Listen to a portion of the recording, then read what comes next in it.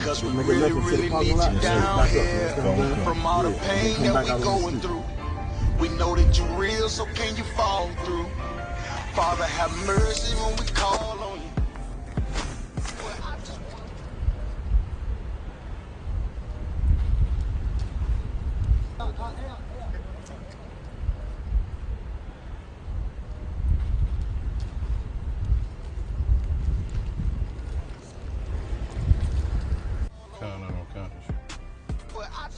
How far you say you? About 5 minutes. I raise my children up to say the same shit. Dear Lord, I hope you hear my prayers, because we really need you down here. From all the pain that we going through, we know that you real, so can you fall through? Father, have mercy when we call on you. But I just wanna fall on you, to show the devils you ain't nothing to play with. I raise my children up to say the same shit.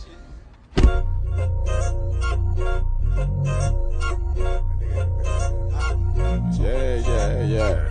Go ahead. Come on, West. Go ahead. Go ahead. Go ahead.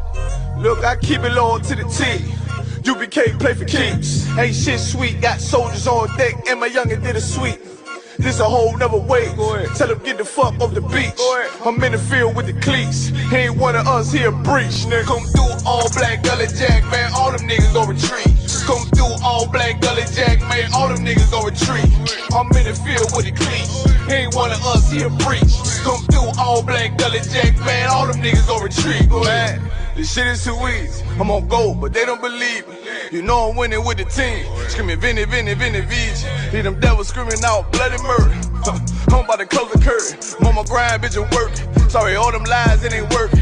Them niggas weak, they be churchin'. I'm a West nigga, that's for certain. If he cross the line, I'ma back up and I'ma hit his ass with his virus. And I come through 300 strong, 144 Leonidas. All my niggas, we eatin'. I'm in this bitch with the itis. Say, all y'all do the sweet. Tell y'all to do the sweet. If a nigga made the wrong move, he make his ass obsolete. He ain't one of us, hit the lead. He ain't one of us, he a breach. Come through all black gully jack, man. All them niggas go retreat. Go ahead. Look, I keep it low to the T. UBK play for keeps. Ain't shit sweet. Got soldiers on deck, and my youngin' did a sweep. This a whole nother wave. Tell them get the fuck off the beach. I'm in the field with the cleats. He ain't one of us, he a breach. Nigga, come through all black gully jack, man. All them niggas gon' retreat. Come through all black gully jack, man. All them niggas gon' retreat. I'm in the field with the cleats. He ain't one of us, he a breach. Come through all black gully jack, man. All them niggas gon' retreat. You see this look that's on my face, bitch, I'm for real with it. I hit the streets, put on my cleats, was in the field with it. You soft as cotton, just an actor, Uncle Phil with it. And then my target's on the move, but I can still hit it. Hey, I speak true cause it's necessary. Gullah Jack revolutionary. Cold on them like January. Commander General is a visionary. Soul food, no sweets. Your preacher man, he's sweet. Matter of fact, he weak. It's wartime for peace. Think you hard, nigga, you ain't. Fuck with us, nigga, you can't. You smart cars, we takes. We form up in ranks. We body bag this rap shit. All black, no bright shit. Real life, no cap, bitch. Fall on them, that's cap shit. I keep it low to the T. UBK play for keeps. Ain't shit sweet. Got soldiers on deck, and my youngin' did a sweep. This a whole nother wave. Tell them get the fuck off the beach. I'm in the field with the cleats. He ain't one of us, he a breach. Nigga, come through all black gully jack, man. All them niggas gon' retreat. Come through all black gully jack, man. All them niggas gon' retreat. I'm in the field with the cleats. He ain't one of us, he a breach. Come through all black gully jack, man. All them niggas gon' retreat. Go ahead.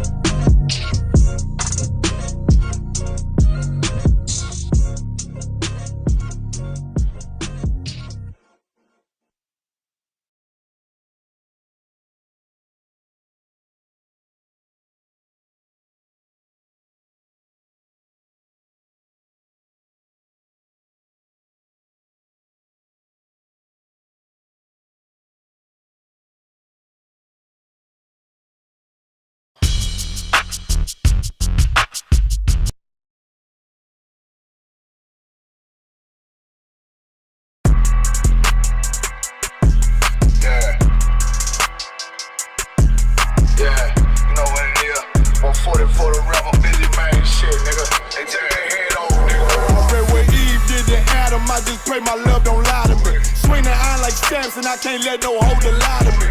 I don't feel these rappers, all they lies is hypocrisy. Ain't no competition, ain't no rivalry. Niggas think I'm playing, I don't hear one word they saying. This shit light work. Think Muhammad one of us, he might lose his life first. Suckle up and stay alert.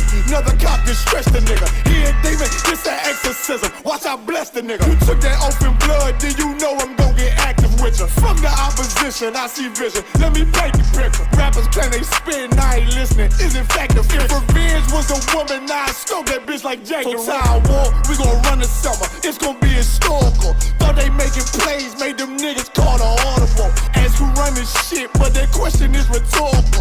Bitch, I'm the one, me cookies with the oil. I'ma get them crackers, hell, should've never kidnapped my family. I can't just do that. Bet I be the last nigga standing. Do a life sentence for my niggas, pray you understand me. I might put a switch on this Glock and call it Young Pack. How you real triggering on them dots? You a bird feeder, claiming he a demon. What's a demon to a cold leader? When he saying something, I ain't hear him. This shit light. It ain't about who got the gun, it's about who gon' up that pipe first. I turn a bad situation to a game changer. Bring soldiers from the dead, just raised up the chain. Free shots, I'ma look like Aaron Jones when I run it. Never bite the hand and feed you, you won't never get that hand back. He bitchin' about 10%, I don't wanna hear none of that. He dropping sword, fuck him, just make sure you get that cover back. Look around, he ain't with us, probably cause he never was. Now my chin like you with the angels for your brothers. Everybody wanna be Richard Porter, God kill him like Alpo. Play if he want, it's laying in the trunk like Lee Malvo. I'm a certified woman's ass nigga, I am not a toy.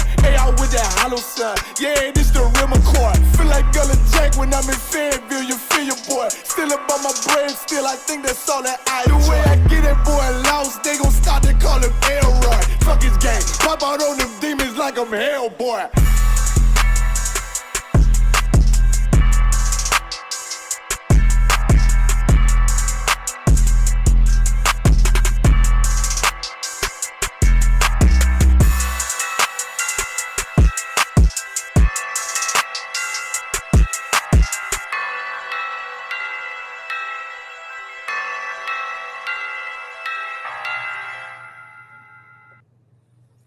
Shalom, shalom, Israel. You live with the Israelite School of Universal Practical Knowledge. Priest and Captain Soccer War holding down the class live from Memphis, Tennessee. Every Tuesday, Wednesday, and Thursday, we have classes here in Memphis from 6 to 8 p.m. Central Standard Time. Since 1969, the Israelite School of Universal Practical Knowledge has been teaching so-called blacks, Hispanics, and Native Indians the truth according to the Bible. What is the truth? The truth is that so-called blacks, Hispanics, and Native Indians descend from the greatest people that have ever walked the face of the earth. The Bible identifies us as the lost 12 tribes of the nation of Israel. And in the year 2026, there's nothing more important than for God's chosen people to learn the truth of who we are, where we come from, and what our purpose is on this earth. So what we like to do with these classes is give brothers and sisters an opportunity to go into this book called the Bible to reclaim their righteous place on the earth as kings, priests, princesses, and daughters of Zion. With that being said, I'd like to start the class off with questions. If there's any brothers or sisters in the class online and have questions, type them in. If there's any brothers or sisters in the room, raise your hand. I'll call on you. You can ask your question, all right? If there are no questions for tonight's class, then we'll go ahead and get into the topic. What you see on the screen is the coming of the Son of Man. All right, started a class yesterday titled In the Days of Noah, where we discussed the society and the world that Noah was living in during the days when the flood came, and how Christ in the New Testament said that in the days of Noah, they were eating and drinking, marrying and giving in marriage, and how it would be the same in the days of the coming of the Son of Man. And as we progressed through yesterday's class, we started to get into the social, political, economic status of the world that Christ was born into and grew up in. And so as we see Christ when he begins his ministry and goes out on the streets teaching, Christ is very clear and very adamant that he was sent to the poor, that he was sent to the downtrodden, that he was sent for the sick, and those who were in need of healing, those who were in need of a physician, those who were too poor to fend for themselves. And the message of Christ, in that now is the time to repent, for the kingdom of heaven is at hand, resonates today just as it has over, in every generation over the last 2,000 some odd years.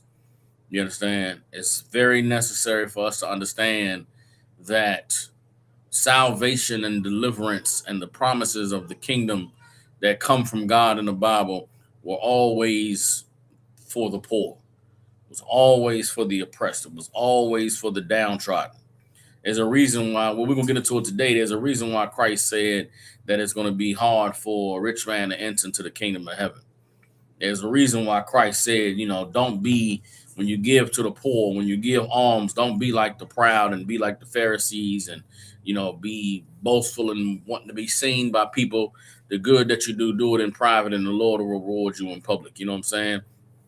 A lot of the concepts of Christ's teachings are foreign to the people that we're used to receiving the message from, because a lot of these leaders, a lot of these politicians, a lot of these religious leaders, they do not relate to the poor. They are not, in the streets, in the trenches among those who the message of salvation was delivered to. Even in today's society, where you have your mega churches and you have your pastors that the people choose are the ones who got the most money, who's selling the most books, who's flying on the jet, who's wearing the expensive clothing. That has always been the status of those who were presented before the oppressed people as their leaders. And Christ in the New Testament addressed that with the Pharisees and Sadducees. He talked about the riches and the wealth of those who were at the top, and how it was a slap in the face, really, and a it's not a shame, but almost a mocking of the poor. So it's important for us to understand the message of Christ towards the poor during the days when he walked on the earth, and why that was his ministry, why that was his sticking point, and how it applies to the world that we're living in today, and how we should be preparing for the coming of the Son of Man, while also acknowledging the things in society that point out just how close we are to the coming of those days. Everybody understands? So I don't see any questions in the chat. If there are no questions, then we'll go ahead and get into the topic. All right. So I'm gonna give y'all a couple more seconds. Let me say Yahweh Ba'Hashem, Yahweh Shabbarak, to all the brothers. Yahweh Shema, Lathab Ba'Hashem, Yahweh Shah, to all the sisters that's joining in. Those are the Hebrew greetings that we have here in the Israelite School of Universal Practical Knowledge. You understand? I see some brothers out there checking in. You understand? I see young man Chris from Mississippi checking in. Shalom out. I see the sisters. I got, the sisters as always riding with me. Sisters, I want to say Nazamana, Sister Aina Yah, Sister Asa out there in California, and Sister Kapat Nazar. I believe Kapat Nazar, we spoke at the feast. I think you had a couple questions you wanted to ask in class. So I'll give you a second, Kapat Nazar, to ask those questions. If you wanted to pass on it, Kapat Nazar, you could just say pass, all right? And we'll go into the first scripture. Young man Chris, I'm still waiting to get them pictures from you in all black. You know what I'm saying? You've been coming in strong. You've been checking in. You've been tuning into the classes. I need to see you in that all black, so I know you're serious about this thing, all right? But let me go ahead and get these scriptures together while I wait to see if anybody has a question, all right?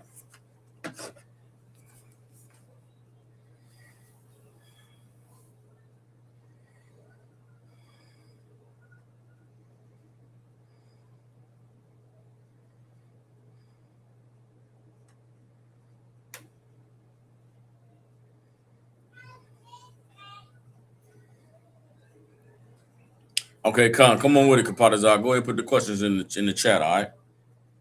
We'll go ahead and deal with those first.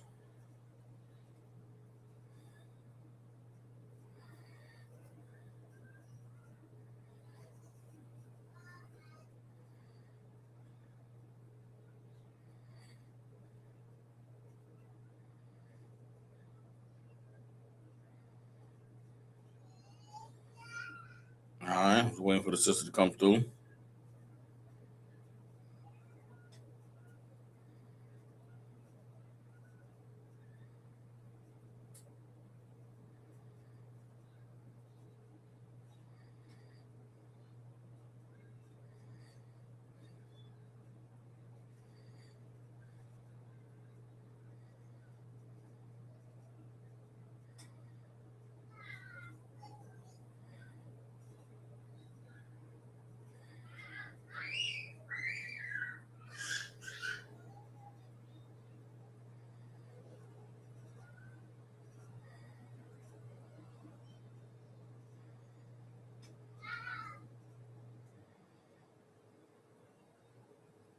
Damn, this is heavy.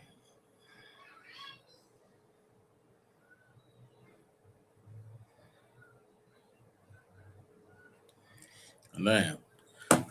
Okay, Sister Kapatazar had a question. She said, is faith and ethnicity deeply connected? Right. Now, since you said this questions came from a video that you watched about some sisters being questioned about their belief, and I believe you told me that there's Muslim sisters, there's some Jewish women, or there's some Christian women, some Muslim women, and some Hebrew Israelite women, if I remember correctly. And these questions that they asked in the video, you watch these sisters answer the question about in class. All right. So the first question she has is faith and ethnicity deeply connected? Right. Now, if you're asking this question to the Israelite School of Universal Practical Knowledge, we would tell you absolutely that every nation on the earth, every race of people on the earth have a belief system that is connected to their culture, connected to their race, to their identity. You understand? So if you go over to China, the Chinese have a religion and a belief system that is based in their culture. That Buddhism, with there's Buddhism, there's Taoism, there's these cultures and religions that involves a lot of meditation, involves a lot of being still and learning how to control your reactions and responses to things. It's a lot of being at peace and the whole damn the chanting that they do in the Buddhism, that's associated to their culture, their religion.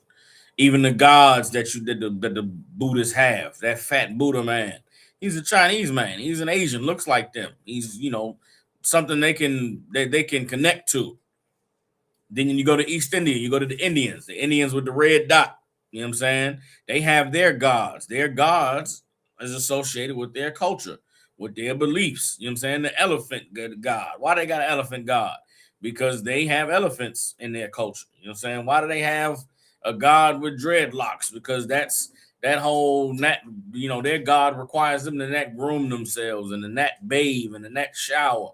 Well, hell, even if they wanted to bathe and shower, there's a lot of not being able to bathe and shower and going on over there. So their customs and their culture is ingrained in their beliefs, and you can apply that across all the different races on the earth. You understand? The gods of the Romans largely, deal with violent violent assault of women to make children. There's a lot of parents doing evil to their children involved in those Greek and Roman religions. There's a lot of family infighting.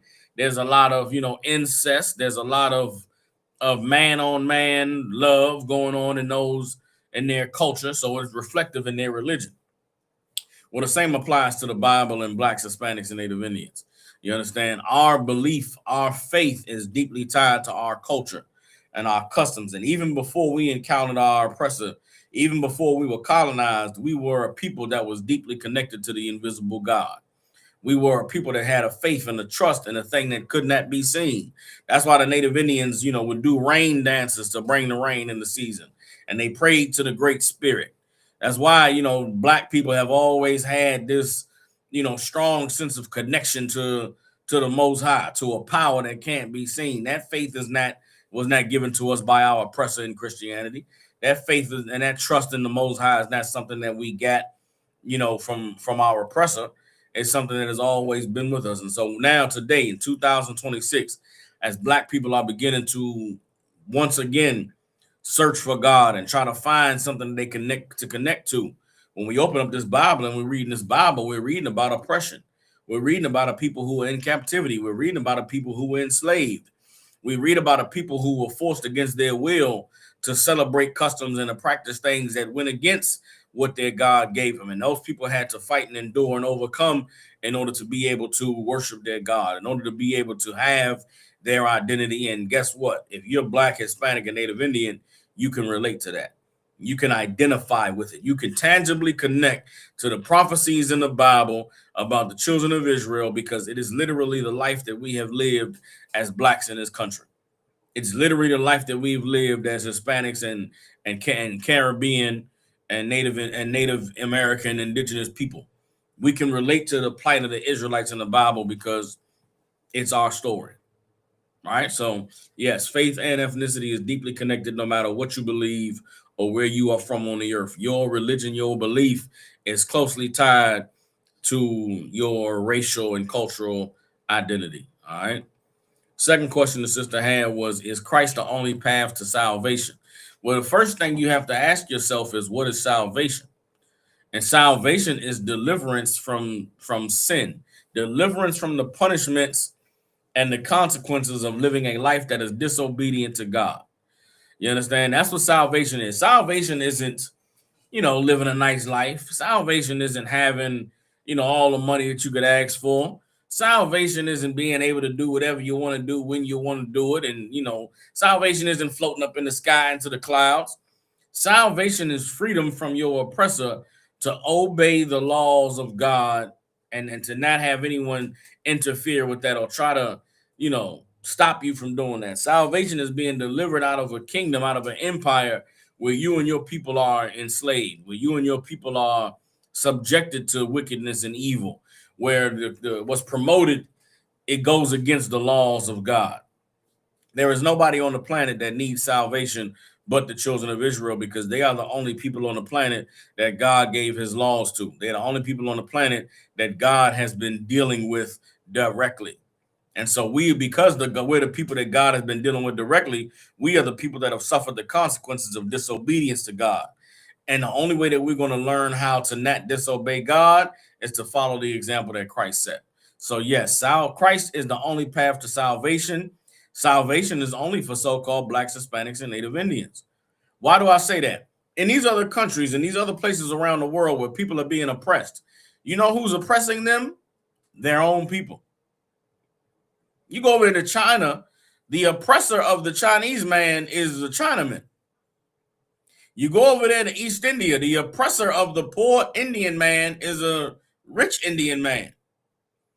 You look in, the white community, the oppressors of poor white people are rich white people. Who are the oppressors of blacks, though? It's white people. Who are the oppressors of Native Indians? It's white people. Who are the oppressors of the brothers and sisters in the Caribbean? Well, there's a lot of different oppressors in the Caribbean. The Chinese, the Arabs, the East Indians. You understand? But the point is, our oppressors are other races. Our oppressors are not strangers, are not people that we don't speak the same language as and have the same culture as. In these other nations across the world, though, their oppressors are their own people. So they don't need salvation. They're not looking to the God of Abraham, Isaac, and Jacob for deliverance. They're not looking to the God of Moses and David and Yahushua. They're looking, the East Indians are looking to Krishna. They looking to Shiva to deliver them. The Chinese is looking to Buddha to teach them how to pray and how to, sit still long enough that they ain't got to work in a sweatshop. The white man is praying to Zeus and praying to Gandalf the Great and, goddamn Kratos, the god of war. That's what they praying to. Blacks, Hispanics, and Native Indians are praying to the Most High through Christ because he came to show us the way that we can get free. Everybody understands? So that's what you got to understand about salvation. Christ is the only path to salvation. And then finally, she asks, do we know who the true Israelites are according to the Bible? Yes, we know who the true Israelites are according to the Bible. The evidence is all throughout the prophecies in the scriptures. You open up this Bible and you read the prophecies concerning what would happen to the children of Israel if they disobeyed God, and they apply historically, accurately, and tangibly to Blacks, Hispanics, and Native American Indians, the children of the diaspora. You understand? There's a world-recognized term called the diaspora, which is the spreading apart or the what does diaspora mean? Let's get the definition of the word diaspora so I can be clear on it. But the children of the diaspora were prophesied in the Bible. You understand? So all of us who are part of the diaspora, we are the people that God spoke to in the Bible and warned about the consequences of disobeying him. All right. And so if anybody wants to, needs the proof that we are the children of Israel. You just go in the Bible and show them all the prophecies concerning what the Lord was going to do to Israel if we disobeyed. Everybody understands. This is the definition of the word diaspora. It's spelled dispora. All right. Disporas says the definition of diaspora. It says the Jews living outside Israel, usually used with the settling of scattered communities of Jews outside Palestine after the Babylonian exile. Reading on the area outside ancient Palestine settled by Jews.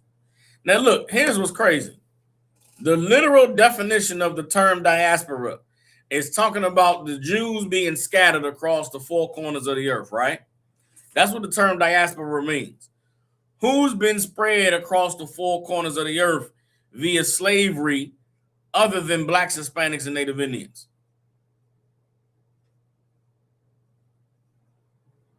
In the dictionary definition, it tells you that it's talking about us.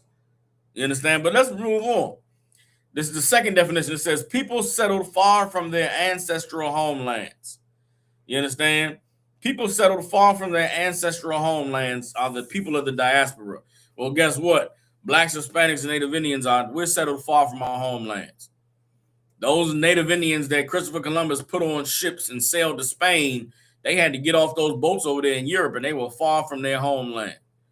Those brothers and sisters who fled from Spain and Portugal during the days of the Spanish Inquisition, they ran into North Africa, North and West Africa. Guess what? They were part of the diaspora. When those people were found in West Africa and put on ships and boats and brought to America to be slaves, guess what? We were part of the diaspora. When Native Indians fought wars against the French, fought wars against the Spanish, fought wars against the Americans in North America and got put on boats in Jamestown, Virginia, put on boats in Charleston, South Carolina, and got shipped down to Barbados. They got off those boats. They were the children of the diaspora. You understand? Our brothers and sisters were sent from North America to South America. They were part of the diaspora. Captured in Brazil and shipped up into the Gulf of Mexico and landed in New Orleans, in Louisiana, with French-speaking devils having them chop sugarcane. They were the children of the diaspora. You understand? The Bible prophesies the diaspora. The Bible prophesies going into slavery on ships. The Bible prophesies God's people losing their identity, losing their culture, having it stripped from them. And the Bible says that we would be the only people that could have that story. Right now on the planet in 2026, there is not a race of people who have been completely disconnected from their history and their culture going back past 400 years, except for Black Americans, Hispanics, and Native American Indians, and the people of the Caribbean. Everywhere else on the planet, people have retained their culture. You go to Africa right now, you go in the bushes of Africa right now, they still speaking they language. They still speaking they grunting, whatever language they was grunting in them woods, butt naked in Africa. They still speaking their language. So guess what? They can't relate to the prophecies in the Bible of having their culture and their language stripped from them. Over there in Nigeria and Chad and Sierra Leone, they still speak their language. They still know the gods they worship. I'm seeing this thing on the internet now about these Nigerian and these Ghanaian gods, these West African gods popping up, the Orishas and all of this bullshit. Black people, that's not your culture. If you descended from slaves in America, you can't relate to that shit. The Orishas aren't your people. They're your gods. The Orishas aren't your culture. They love to look at Black American culture and the way we dance and say, yeah, man, that's that African dance they was doing in the bush. Bullshit. With that African dance they doing in the bush is not beating your feet. It's not doing the hot feet that they do in Baltimore or crazy legs and all that stuff, them dances we do. That shit we didn't get that from Africans. That's not some ancestral thing passed down from Africa. Man, that's our culture. We the people in the Bible that partied and celebrated and did dances. David danced so hard his damn robe came open and his rod was hanging out. We the people that party. There's stories in the Bible of men going to the club and getting women. When the war broke out, civil war broke out in Israel, and they fought against the sons of Benjamin. And they killed so many of the Benjamites that there was no men, there was no women left for them to make babies with. they took the sons of Benjamin and told them that on the north side of Bethel, there's a place where the daughters of Dan come out to dance the dances. And the sons of Benjamin went to this club that was on the north side of Bethel, and they danced the dances with the daughters of Dan, and they all took with them wives that they found. So this is in the Bible, a story of men going to the club looking for a wife. They go dance and take women home with them. That's our culture. That's black culture. That's Hispanic and Native Indian culture. We doing that to the day. If you a single woman, black woman out there, you on Saturday getting dressed up, looking in the mirror, and you going to the club, hoping that there's a man that's at home in the mirror, getting dressed, putting on cologne to go to the club. Why? So he can catch you and make you his wife. The culture and the identity of the history of blacks, Hispanics, and Native Indians is in the Bible. It is the culture of the Israelites. And we have been disconnected from that culture the way that God prophesied we would. And that is the proof that we are the people that the Bible's speaking of. You understand? So those are the answers to those questions. Sister Kapat Desire, you take those, and now if you ever get a chance to get on the show, you know how to answer these questions and you know exactly what to say. Everybody understands. All right. So any other questions before I go ahead and continue with the topic of tonight's class? Again, if there are no questions, we're going to go ahead and get into it. So tonight we're going to talk about the social, political, economic climate of the days that Christ walked on the earth. So last night we touched on a little bit about the leadership during the days that Christ walked the earth. I gave y'all the backdrop of the history leading up to the birth of Christ, with the fall of the Hasmonean dynasty, with the rise of with the fall of the Hasmonean dynasty, the Romans taking Edomites and putting them in positions of power. We talked about Herod and how he descended from Edomites, and how Herod brought with him a court for him to be king. He brought Edomites and put them in positions of authority and power. Herod would have been responsible for choosing the high priest, for deciding who was in the courts and all the things like that. And so there's a backdrop of a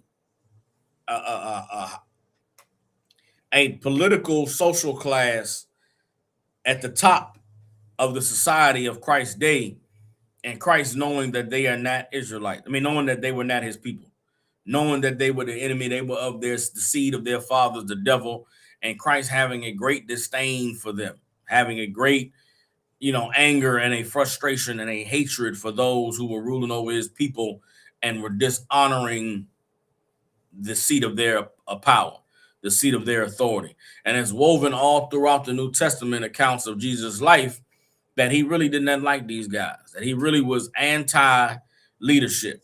You understand? And the revolution that Christ came to deliver to the poor, deliver to the sick, deliver to the downtrodden of his people now is the time that we have to turn to the Lord and depend on him. Now is not the time that we can depend on leadership. Now is not the time that we can look up for somebody to help us and to give us, deliverance. Now is the time that we have to turn to the Lord. And so we talked yesterday about Christ healing the sick, Christ saying that he didn't come. He came for those who were sick, came for those who needed a physician. He didn't come for the whole. He didn't come to give repentance to the righteous. And so I want to go into some of these scriptures in the New Testament that really highlight the poverty and the disparity between those who had and those who had not. All right. So I could really just go to Matthew 23 and read the whole Matthew 23, but there's other instances that I want to cover where Christ talks to people about not being ashamed that they are poor. Christ does a lot of, talking to the people and letting them know that it is okay that you were poor, that being poor is not a condition of God not being with you, that being poor is not a condition of God not loving you. Christ all goes out of his way to say that really God is against those that are rich. Those who are rich and have more than everybody, they are the ones who are the most troubled. They are the ones who have it the worst. I know you're poor and I know you don't have a lot, but you are rich. You are the Lord's chosen people. And it's a message that is necessary for us today because we live in a time and an era where, the depression and the sadness and the hopelessness and the feelings of, worthlessness that come from not having money is absolutely an evil, horrible thing that many of us suffer with, that many of us experience. And if you don't have the truth and you don't know how to navigate poverty, it can destroy you. Everybody understands. So let me see. Let me see.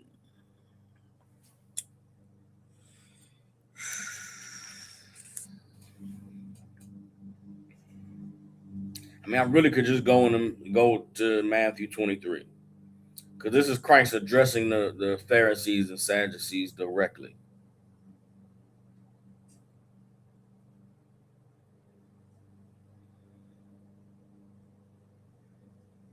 Let me see something.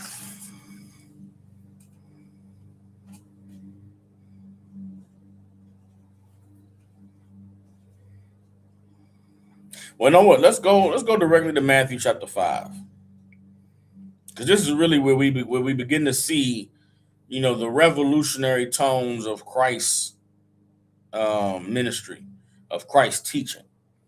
Christ's teachings was absolutely revolutionary and was a threat to the powers that be because Christ spoke directly to the poor, spoke directly to the powerless. He spoke directly to those who did not have political power or had legal authority or had money to be able to make their crimes and their, the ills of society go away. And so the first place where we can understand the socio-economic political climate of the time that Christ arrived in is in Matthew the 5th chapter. So let's go ahead and start with Matthew chapter 5, verse 1. All right, Sister Anaya said, my thing is people weird to think Mexicans are not Israelites when they were very much a part of the slave trade. They were carried to Mexico. Why do black people deny Mexicans when they can be looked up on the internet? Well, Sister Anaya, the reason why there's division between blacks and Hispanics, it goes back to biblical times. You understand? Go back to the Bible. You read the Bible. Why did the Northern Kingdom have beef with the Southern Kingdom? When Israel was split, why did it split among Judah, Benjamin, and Levi, and then Ephraim and the rest of the tribes? This is the reason why there's a split between blacks and Hispanics today. You understand? That division between the brothers has always been there. Now, a lot of the hatred that black people have for Hispanics or have for Latinos or have for Caribbean folks comes from the perceived family strength and togetherness of those tribes. There's a lot of black Americans that are jealous of how Mexicans stick together. They're jealous of how Jamaicans band together, jealous of how the Trinidadians and the Haitians and the Cubans come to America and look out for each other. So because black people have been destroyed by American political pressures, a lot of our Caribbean brothers, a lot of our Hispanic brothers didn't experience the same thing. So when they come to this country, we look at them and see that they together, that they got a business together. It's, we see the amigos on a construction site making money and buying houses, but we don't see that, there's 20 of them in a 2-bedroom for 5 years. We ignore that part. We act like Mexicans out of nowhere just got rich and came over here getting businesses. Nah, they work hard. They get paid less. They get all their family on the job. They get the job done quick. They work hard and they save their money up and they buy what they need. And there's an envious spirit that's on a lot of black people when they see the strength and the togetherness of the Hispanics. And so they hate them and they say, they ain't our people. They don't love us. They don't care about us. It's black people killing black people in the ghetto. Somehow these Mexicans, they hate us though. We don't look at blacks killing blacks. There's people that look at history and say, yeah, man, the Native Indians was part of the slave trade. As if there wasn't Uncle Tom's sellout, field niggas that were black slaves that told on the runaways, that told on the field niggas. Like, That division exists. It's not unique to blacks and Mexicans or blacks and Puerto Ricans or Dominicans and Haitians. It's all over the 12 tribes, and it's always been something that we dealt with even back to biblical times when we was in our own land. All right? All right, so let's go ahead and get Matthew chapter 5. We're going to start at verse 1. I'm trying not to read the whole thing. I'm going to read Matthew chapter 5, and I'm going to read down to verse 7. All right? It's Matthew chapter 5, verse 1. It says, "And seeing the multitudes, he went up into a mountain, and when he was set, his disciples came to him. And he opened his mouth and taught them, saying," now, Christ is gathered before a large multitude. This is a giant crowd that came out to hear Christ speak this day. And so when you got a giant crowd of people before you, you're gonna it would reason to think that this message would be the most important for all the people to hear. You understand? And so as Christ gathers this large group of people together, what is the message that he has for them from God? Let's read. Matthew chapter 5, verse 3. It says, "Blessed are the poor in spirit, for theirs is the kingdom of heaven." You understand? Now understand, for the people that are listening to this, all of these Israelites that are gathered to hear Christ speak, in their minds, the kingdom of heaven is there ruling the earth. The Bible prophecy of the coming of the Messiah is that there's a man that's going to come, and we are going to fulfill the promise that God gave to Abraham, which is that we would rule the earth, that we would possess the land, and all the other nations would be under us, and we would live forever in prosperity in this land. So when Christ says, "Blessed are the poor in spirit, for theirs is the kingdom of heaven," Christ is saying that kingdom that God promised to Abraham, it's going to go to the poor in spirit. What makes someone poor in spirit? What makes someone being poor in spirit is like being depressed. Being poor in spirit is like being hopeless. Being poor in spirit is living in poverty and not having a way out. So it breaks you down to wake up every day and to realize that this is your life of begging and scrounging and scrambling and robbing Peter to pay Paul, of showing up to some job and having to work extra hours, being away from your family and still not having enough to pay all your bills, never being able to get ahead. Those are the poor in spirit. Now, if you're hearing this and you're someone who's rich, you're someone that's wealthy, someone that your spirits are always uplifted because you live in a good life. What does it mean when you hear this man tell the poor that the kingdom of heaven is theirs? It means the kingdom of heaven is not yours. You understand? Christ talking to the poor and giving them and letting them know that the kingdom of heaven was theirs is the same as saying the kingdom of heaven is not for the rich men. The kingdom of heaven is not for the politicians and the religious leaders. The kingdom of heaven is not, for all of these celebrities that have all this money and have all this influence. They don't need salvation. They don't need to be delivered. God isn't coming to establish a kingdom for them because they're living in the white man's heaven right now. They in their kingdom. Everybody understands? So again, Matthew 5 and 3, "Blessed are the poor in spirit, for theirs is the kingdom of heaven." Verse 4, "Blessed are they that mourn, for they shall be comforted." Why were the people mourning during this time? They're mourning because they are in horrible oppression. They're mourning because their lives are, their lives are on the line every day. Because these Romans are cruel. These oppressors kill people and unalive them, and there's nothing that can be done. These people are living in fear, living under the threat of their empire, of their land being taken from them, and their children, being unalived at any time. Christ said, "Blessed are they that mourn, for they shall be comforted." Well, guess what? What about those who aren't mourning? What about the rich and the wealthy whose children aren't getting gunned down in the streets?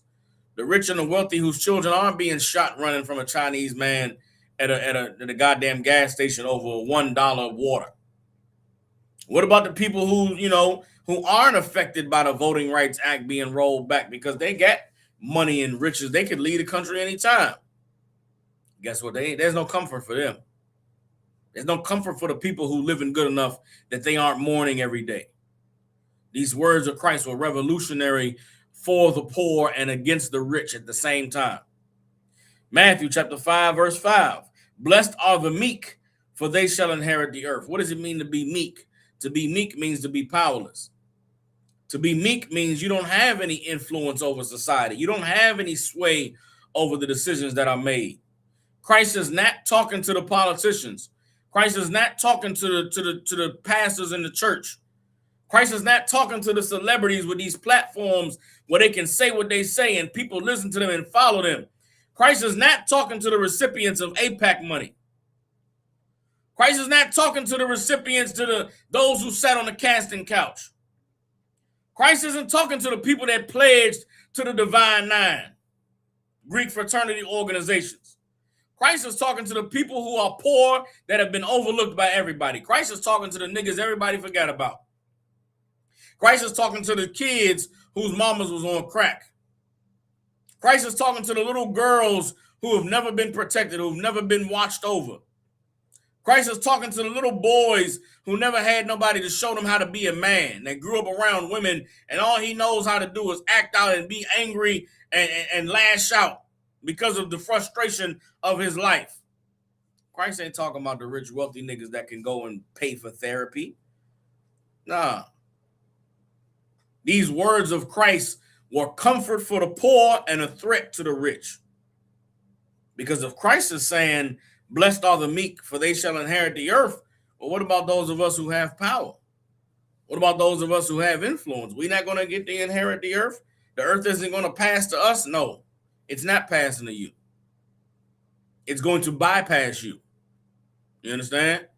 The same way the death angel passed over the children of Israel in the days of the exodus of Egypt, the kingdom of heaven is going to pass over the rich and the wealthy among our people who have eaten deliciously and lived wonderfully while we've starved in the ghetto.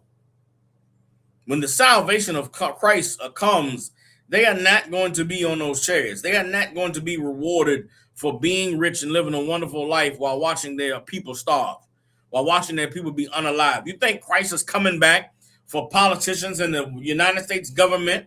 You think Christ is coming back for black politicians that have watched black people die and be destroyed by these devils for the last 200 years and have done nothing? You think Christ is coming back for black people that's celebrating 250 years of America this summer? Christ ain't coming back for that. You are not going to inherit the earth. You aren't the meek that the Bible is speaking of.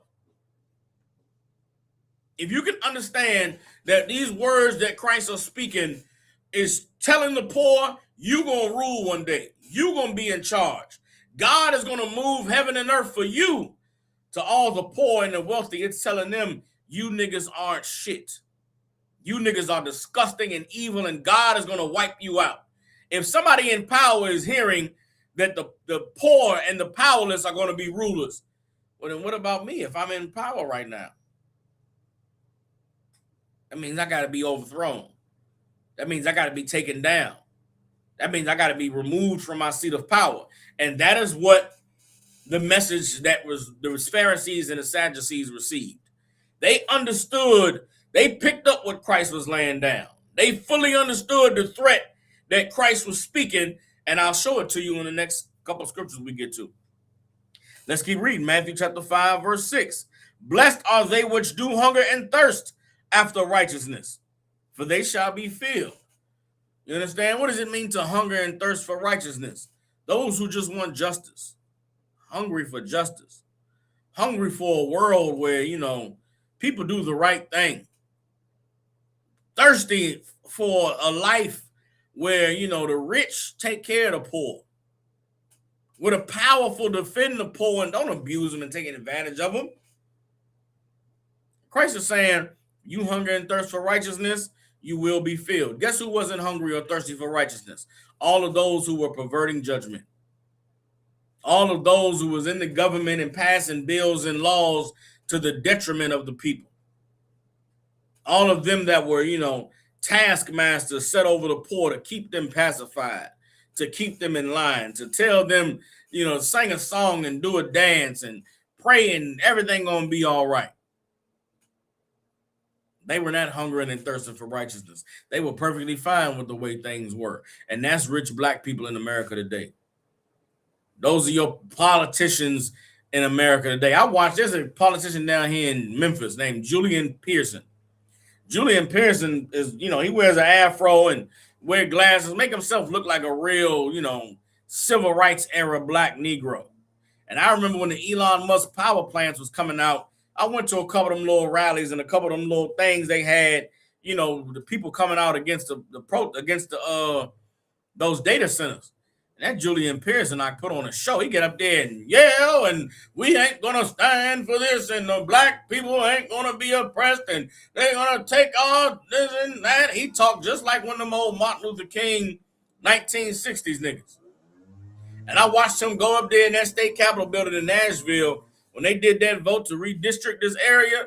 Oh, he went up there and cussed out he's cussed out the state trooper, called him boy, and got up in the face of the state trooper. You would have thought Julian Pearson was down righteous, for the struggle for the black power of the people, nigga.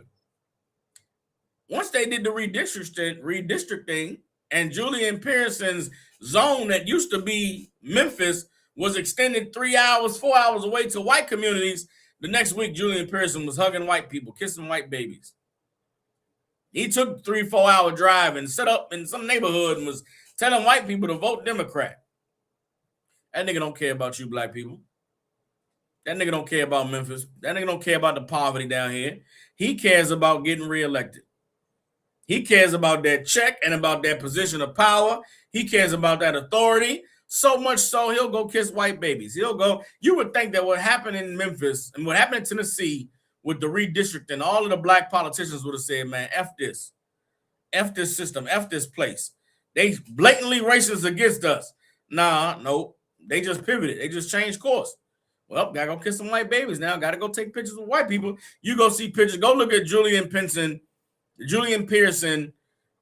congressman from Memphis, re-election bid. You're going to see him kissing white babies, hugging white people, standing there, loving them in their face, because that's all they really care about. And guess what? Christ hated that. Oh, it boiled Christ's blood to watch these niggas grovel and to watch these niggas suck up to the Romans and to watch these niggas abuse the people all so they could keep them a little seat with the Romans. Christ hated that shit with a passion. Excuse my language. And we hate it today the same way. It's an honorable, anger. Honorable is a wise anger to look at the politicians and the religious leaders in the black and Hispanic community today and see how they've gotten rich by selling us out. How they've gotten rich by making sure we never revolt, we never rise up, we never fight against the white man. Everybody understands? Last verse here in Matthew chapter 5. Matthew chapter 5, verse 7. Blessed are the merciful, for they shall obtain mercy. And that's the big cut right there. I said, blessed are the merciful, for they shall obtain mercy. You know who's merciful? Poor black people are merciful. Poor black people have every reason to go and rage. We have every reason to want to break stuff, every reason to want to riot and protest, every reason to want to go and find every devil who exists and to go and get vengeance and get justice for the evil they've done to us. But black people don't do that. Poor black people are the most merciful people on the planet. You know who's not merciful? Your oppressor. Your oppressor is merciless. You know who's merciless? Those pastors in the Christian church. Pastors in the Christian church don't have no mercy. You bring your children in that church, they are going to have sex with them. You're a black man, you bring your beautiful wife in that church, the pastor is going to have sex with your wife in that church. Your grandmother is an old lady on a fixed income. Your pastor in that church is going to take her 10%. Then he's going to turn around and ask her for some money on the building fund. Then he's going to turn around and ask her for some money for the pastor's donation. Then he's going to turn around and ask her to give a gift and sow a seed. They are merciless. And when Christ spoke and said, blessed are the merciful, for they shall obtain mercy, all of the rich politicians and religious leaders knew that Christ was saying, you niggas will get no mercy when the time comes. When the kingdom arrives, you will get no mercy. And they absolutely were threatened by the words of Christ and the things that he taught. You understand? Let's get some more on Christ going into, how it was not good to be like these Pharisees and Sadducees. Everybody understands. Let's get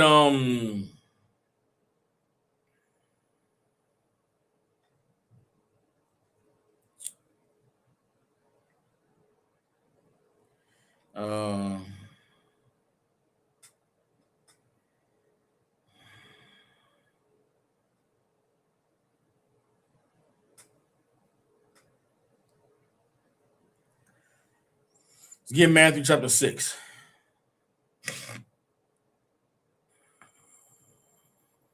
Matthew chapter 6. Let's get verse 1. Hold on.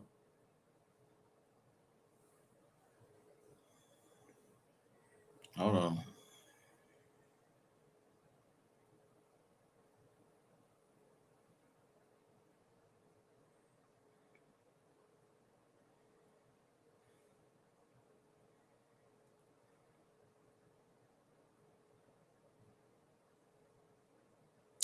There's so much here. God, man, come on, man. All right, let me just stay focused. Stay focused, all right? All right, so let's get Matthew chapter 6, verse 2. All right.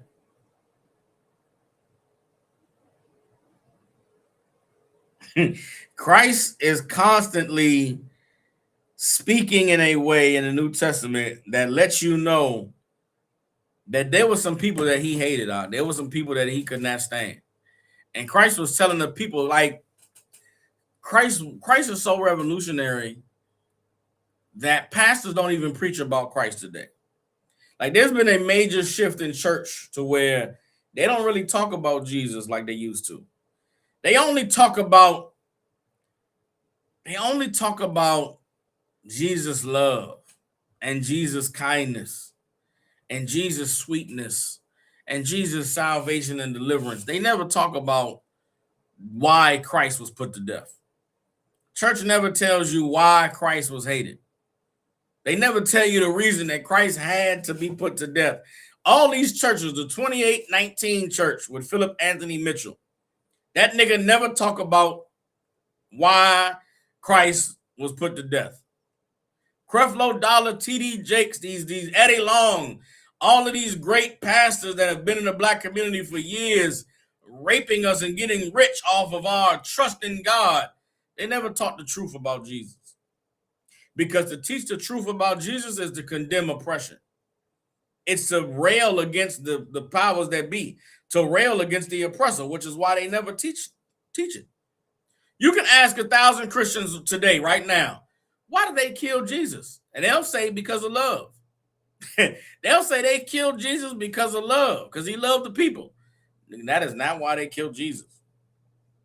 They did not kill Jesus because of love. You understand? They did not reject Jesus because they were rejecting love. They killed Jesus and rejected Jesus because he threatened their position. He threatened their spot. And Christ was right to threaten their position. He was right to threaten their spot because many of them were not even Israelites. And the ones that were had completely sold out and joined themselves to the Romans, to where they weren't even Israelites anymore. So Christ was 1,000% just and right and honorable in everything that he taught and he did. And they put him to death because he was a threat. Let's go ahead and read these scriptures that I pulled in Matthew chapter 6. We're going to read from verse 2 down to verse 6, all right?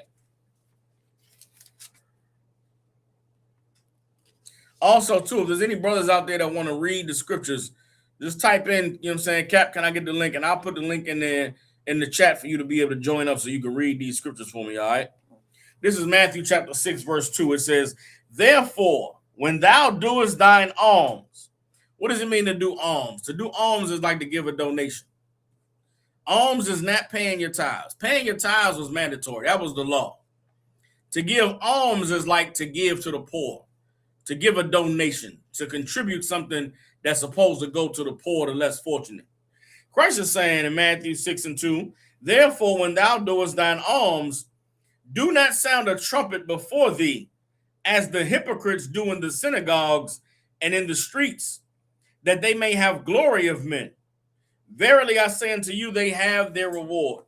Now listen to this. Listen to what Christ is describing. Christ is describing a rich man that is coming to give a donation to the poor. But as he arrives to give the donations, he has a band blow trumpets.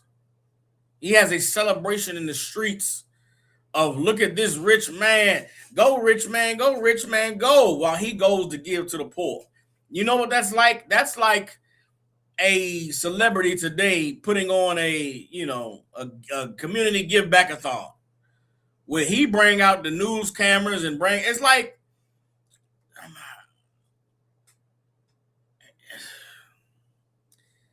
I don't want to do it to the rappers, but it's like Yo Gotti and Young Dolph when he was alive in Memphis handing out turkeys. It's like, if you're going to just give back. You ain't got to make the news station come downtown and watch you do it and watch them have a giveaway. It's like the basketball team, the Memphis Grizzlies, do a community event and they have a band and a DJ play music while they give the kids toys. You could have just gave the toys. You could have just did it, invited people down and just did it quietly without the news cameras, without the publicity. You could have just gave to the poor.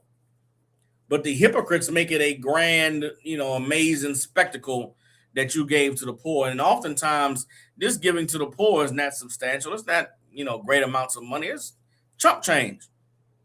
Jeff Bezos, I don't want to get into to our oppressors, but there's a lot of rich men that they say do philanthropic work, but they don't really give anything of substance. They throw some money at the Red Cross, throw some money at this nonprofit organization, but they aren't actually, contributing in a meaningful way.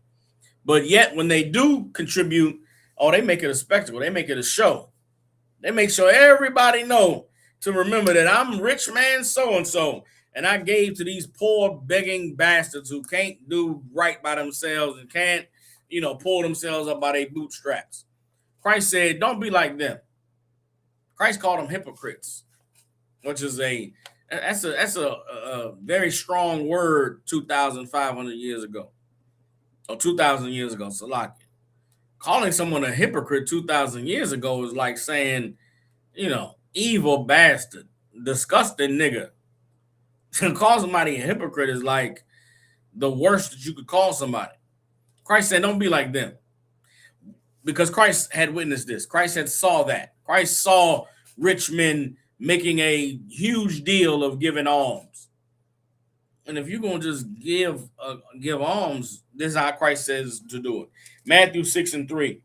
But when thou doest alms, let not thy left hand know what thy right hand doeth. Don't let nobody know that you giving alms. Just give it out. You ain't got to make a show of it, make it a spectacle. Those who do, they have their reward. Matthew 6:5. And when thou prayest, thou shalt not be as the hypocrites are, for they love to pray standing in the synagogues and in the corners of the streets, that they may be seen of men. Verily I say unto you, they have their reward. Who's Christ talking about? These pastors in these mega churches. You know what I'm saying? The pastors that come out and pray for Donald Trump when he go to, give a speech. There's an evil, nasty bastard, some black nigga, some stepping fetching Uncle Tom, the worst nigga you could imagine. Donald Trump, they made a gold statue to Donald Trump in Mar-a-Lago. This nigga came to give the benediction. He came to give the praise and the honor. Even said in the giving praise and honor to Donald Trump, this ain't the golden calf of Egypt. This is the Donald Trump. And Christ said, them niggas, they have their reward. Don't be like them when you pray. Don't pray to, show everybody how much you love God and how close you are to God. The people that do that, they are hypocrites. Everybody understands? Matthew chapter 6, verse 6. But thou, when thou prayest, enter into thy closet, and when thou hast shut thy door, pray to the Father which is in secret, and thy Father which seeth in secret shall reward thee openly. Everybody understand? Christ said there are men that everything they do it to be seen by men. Everything they do to be loved and to be, admired and lifted up on a pedestal. Christ said, don't be like them, man. Christ is talking to the poor and telling them that the Lord is pleased with you doing what you're able to do. The Lord is pleased with you doing the thing, having integrity is what it's called. Christ is pleased with those who have integrity, man. Do what you know to do and just get it done. You ain't gotta let nobody see it. You ain't gotta make a spectacle of it. You ain't gotta make it a big deal. Everybody understands. Christ said, those men that make it a big deal to be seen by men, they have their reward. All right. Let's drop that. Let's go down now to Matthew. We stay in Matthew chapter 6 a little bit. Let's get on Matthew chapter 6, verse 24.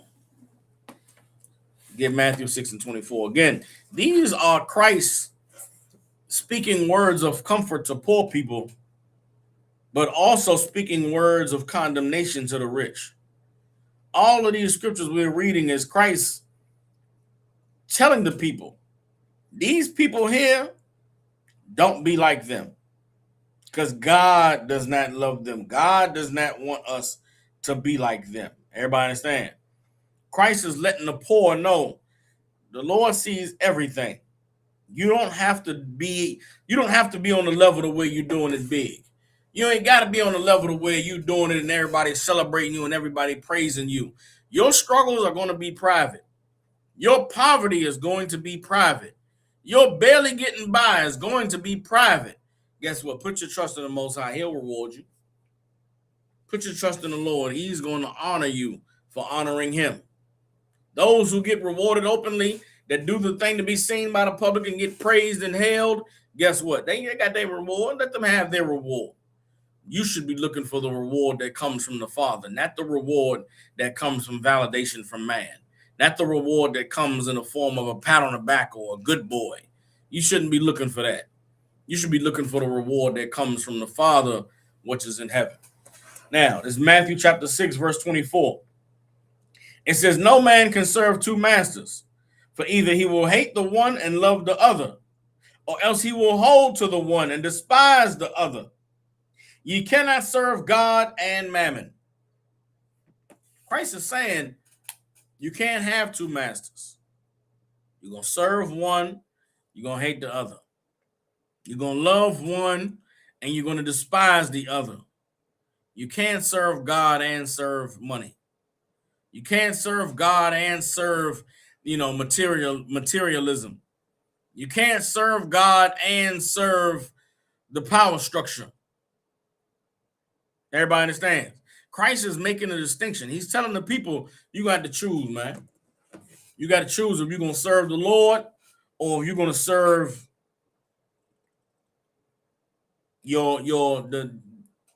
serve the thing that puts money in your pocket. You're going to be loyal to the Lord or you're going to be loyal to that money. You're going to pledge your allegiance to the Most High or you're going to pledge your allegiance to that coin with Caesar's face on it. That's what Christ was talking about. Let's see if I can get the definition of mammon. Let's see something. Mammon. This is the definition of mammon. It says material wealth or possessions, especially as having a debasing influence. Everybody understands? You can't serve God and mammon. You can't chase after the Most High and also chase after the materialistic life. Which, if you understood this, nobody would look at pastors with Louis Vuitton and with red bottoms and think that that was godly. This is why they don't teach about this Jesus.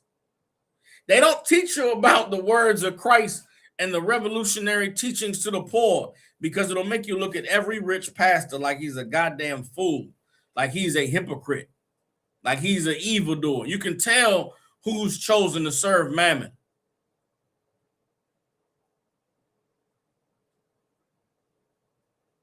Matthew chapter 6, verse 25. Therefore I say unto you, take no thought for your life, what ye shall eat or what ye shall drink, nor yet for your body what ye shall put on. It is not the life more than is not the life more than meat, and the body more than raiment. Christ is saying, don't worry about the clothes you got on. Don't worry about the name brands. Don't worry if you're eating Oreos or if you're eating Chocolate-Eos. Don't worry if your kids got Fruit Loop or if your kids got Fruity Hoops. Don't worry about if they're eating Pop-Tarts or if they're eating Tart Pops. Yeah, I don't know. Salaki, I don't know the off-brand foods. Salaki, I've lived a life. I ate Fruit Loops and Cheerios and cornflakes. I don't know what the other names are, but Christ is saying it's okay if you got to get the government Fruity Loops. It's okay if you got to get the Wick damn Cheerios. You understand? Don't worry about that. Even right now, you want to go to the grocery store, you want to buy organic, you want to buy, no GMO. Christ is saying, man, you better go to that market and eat that goddamn GMO and damn pesticide sprayed vegetables. You better go get you a green bell pepper. You better get you them apples in that case. You better go get you them oranges and hell, soak them apples in whatever that peroxide water, get that wax off. Go ahead and take them, take that rice and wash it 3 times to get all the arsenic off. Do what you got to do. Don't feel bad about it. Don't worry about it. You understand? I'm so thankful I'm at a place in my life where I'm not going to have a problem taking my kids to the store and buying whatever shoes is at the Walmart, whatever shoes is at the whatever place, because I'm not going to make my kids be materialistic. I was raised materialistic. I remember a time in life when I was a young man before the truth where I could not go shop at Marshall's. I could not go shop at, TJ Maxx. Then I came into the truth and the Lord humbled me and I no longer could afford to go and buy the Coogee out of the store and go to the Coogee website and buy my clothes. I remember the first time I went in Marshall's, I found me some outfits that was like, nigga, 5 times cheaper than what I was normally paying. Found some good outfits in Marshalls. I was like, damn, you mean the whole time I could have been doing? I seen a video the other day. There's a brother did a video. He went in Walmart and got fresh on their ass.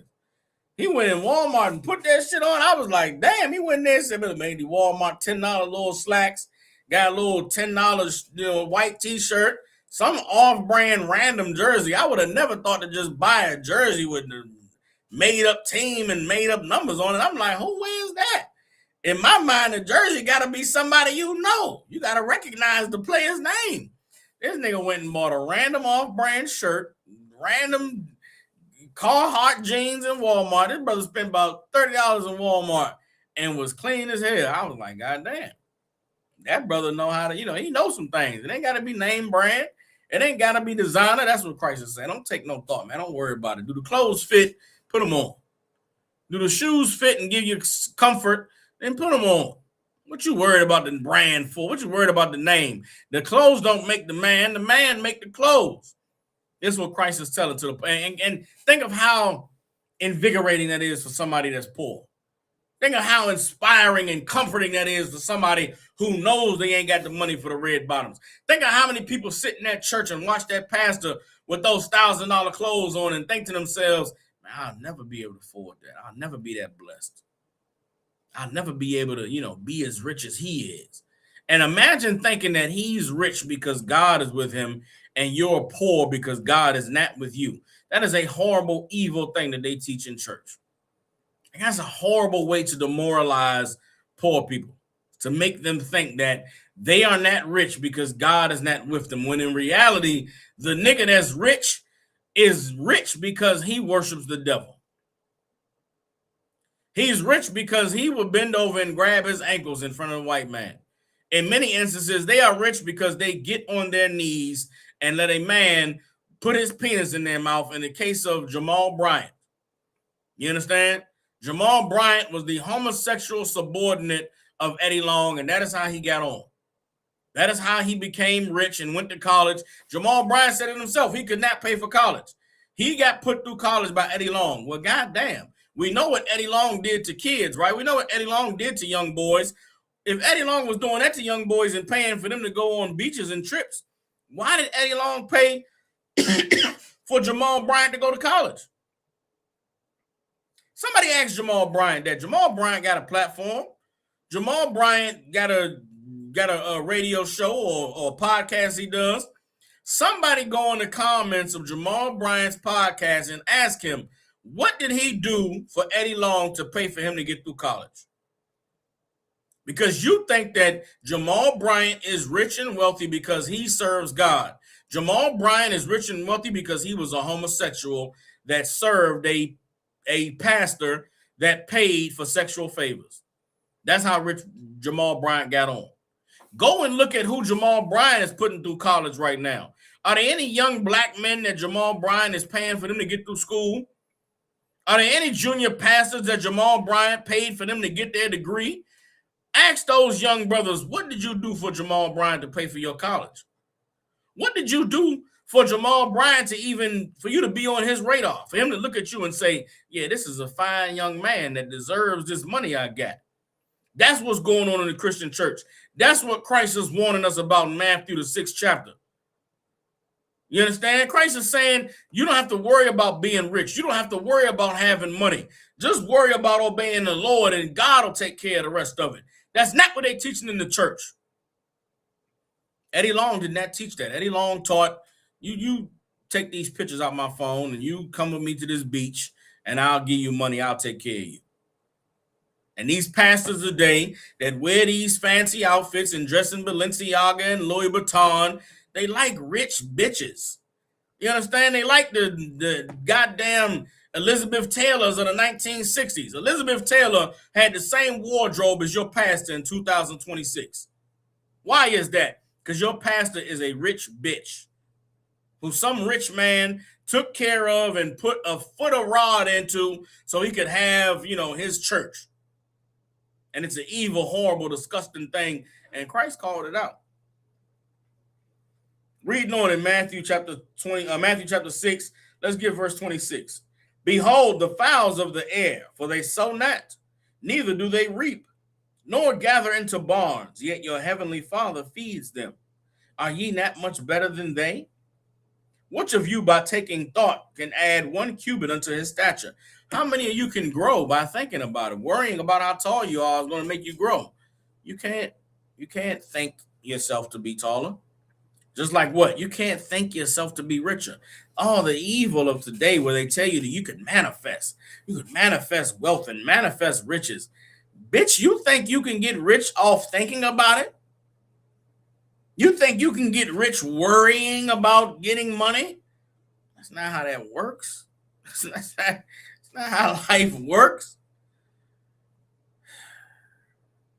And it's so evil, the time that we're living in, where people are being, they're playing on your poverty, playing on your hopelessness, playing on your, trusting and believing that you deserve a better life. That they tell you that all you got to do is think about it, manifest it.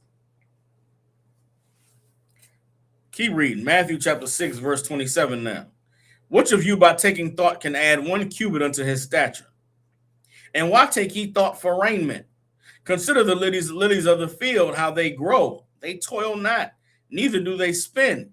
And yet I say unto you that even Solomon in all his glory was not arrayed like one of these. Christ saying what? The grass that grows, the lilies in the pond, they are more beautiful than Solomon with all his gold and all his riches and all his wealth. Meaning what? Philip Anthony Mitchell, take off that goddamn clown suit. I forget the dance. I forget the gay black pastor, some light-skinned cat with glasses. He always, he'll show up in the church on Sunday with some damn outfit, and by Monday you'll see the internet showing you how much is on a Gucci website. Christ is saying, fuck what he got on. To hell with him and his fancy gay clothes. The Lord will array you and dress you up more beautiful than that. This is a message to the poor that it don't matter what clothes you got on, man. It doesn't matter if the name brands are there. It don't matter if they're the brand new threads from Milan or from Paris or from some name homosexual. Go get them Walmart clothes. Ain't nothing wrong with that, man. It's not about the clothes you have on. It's about knowing the Lord going to take care of you. Everybody understand? Matthew chapter 6, verse 30. Wherefore, if God so clothe the grass of the field, which today is and tomorrow is cast into the oven, shall he not much more clothe you, O ye of little faith? Therefore take no thought, saying, what shall we eat, or what shall we drink, or wherewithal shall we be clothed? For after all these things do the Gentiles seek. For your heavenly Father knoweth that ye have need of all these things. Christ is encouraging the poor. He's encouraging those who are living in great poverty, the people who worried about what they're going to drink, what they're going to wear. People worried about what they're going to eat, worried about what they're going to drink. Is that not us in 2026? Is that not you watching the gas prices rise and saying, damn, man, how am I going to pay gas, and my damn utilities? There's some places where the gas prices and the utilities have shot up. There are people literally deciding, am I going to put gas in my car, or am I going to keep the electric on? Am I going to feed my family today, or are we going to have to miss a meal so I can, keep the water running, keep the hot water running? Christ is speaking to these people and telling them that in your poverty, in the midst of this evil, put your trust in the Lord, put your faith in the Lord. Don't worry about how these things are going to be taken care of. The Lord is going to make a way. The Lord is going to take care of it. Everybody understands, and that's the time that we're living in. These words that Christ taught were comfort for the poor, comfort for the people that didn't have anything. But for the people that was chasing money, for the people who chose mammon over God, these words were condemnation. These words were a slap in the face. These words were Christ telling everybody, these rich niggas are the evilest bastards alive, and don't be nothing like them. Don't live your life. They ain't stressing about a goddamn job, stressing about you going to college and getting in debt, stressing about you trying to do this and trying to do that. They make it seem like, it's evil to go be an electrician or a plumber. You a bum ass nigga if you ain't no boss. So if I go work for a job, it's like, trying not to curse. I was an electrician when I was out of high school. And I remember being in D.C., man, 2006, 2007, getting on the train after work. Getting on the train after leaving the construction site, and you're dirty and you've been sweaty at work all day. And you get on that train around, 2:30, 3 o'clock. I just got off work and the office bra just got off work. And I remember being on the train with my construction stuff, my little lunch pail in my hand and my hard hat, got my damn, my Dickies on. And I can remember these women that worked downtown, worked in these, Congress offices and wore these nice suits to work. I can remember them scoffing and frowning at me on the train, looking like, oh, this broke ass dusty nigga. Getting on the train, and you can tell that nobody wants you to sit next to them because they're a funky construction guy. And I remember I had a partner that was 2 years older than me and went to college and had graduated. And he had got one of them government jobs downtown. And while he went to college for 4 years and graduated, I just went through the apprenticeship as an electrician. And I can remember he was about 2 years out of college, and I was about 6 months from graduating my apprenticeship. And he told me that he had just got a raise. And I asked him, well, I was, where you at now? And I think he told me something like he was making $25 an hour now. And I remember thinking to myself, hold up. I didn't say this to him out loud, but I thought to myself, this cat went to college for 4 years. He's been working in the government for 4 years. And he's making $4 less than me. And it was like, I can remember, it made me think back to the times that I was on the train, dusty and dirty and in construction clothes, and women was looking at me sideways. And it was like, I wish I had known then I was making more money than them. Like, if there's a cat that went to school for 4 years and been working for 4 years, and he's just making 25, I was at 25 3 years ago. Like, why? What is going on? They act like being a plumber, being an electrician, being a carpenter, being a day laborer is dishonorable. Something wrong with that. It's a job. It's a slavery. It's just a means to an end. It pays the bills. Christ is saying, don't worry about the job you do or how glorified it people make it to seem, or how people look up to you or look down on you because of what you do. you get enough money to pay your bills? Are your family eating? Do you have clothes? That's all that matters. Black people are so materialistic, and we've been played on by our oppressors to appeal to our carnal jealousies, that they know when they release some clothes, the more expensive it is, the more black people gonna break their necks to go buy it. Because there's something that's been done to the psyche of black people where our oppressor knows that we have a culture of wanting to shit on one another, to embarrass one another, to inspire each other to jealousy, to hatred. And that culture was given to us by our oppressor. That's the same culture that we're reading about here in the Bible. You understand? What Christ is talking about, not worrying about why would Christ even be saying this unless there was somebody making you feel bad about the kind of clothes you got on? Unless there was somebody making you feel bad about the type of job you had. Unless there was somebody making you feel bad about the food that you was eating or where you were doing your grocery shopping. Christ is saying, man, the materialistic things of this world, they're not important. Don't worry about it, man. And that was revolutionary to give peace and calm and ease of mind to the poor. But it also spelled to the rich who depended on those things. You niggas are missing the point. You niggas are not the standard. You are not the ones that everybody should be looking up to. You are what everybody should be trying to avoid. And in 2026, that reigns true today.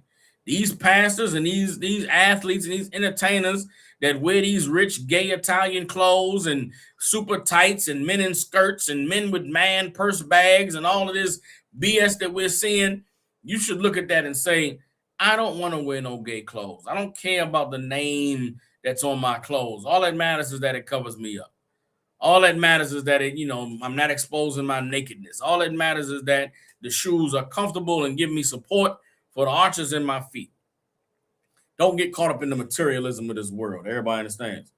Let's drop that now. Let's get and furthermore, being materialistic is like being like the Gentiles. It's like being like a heathen.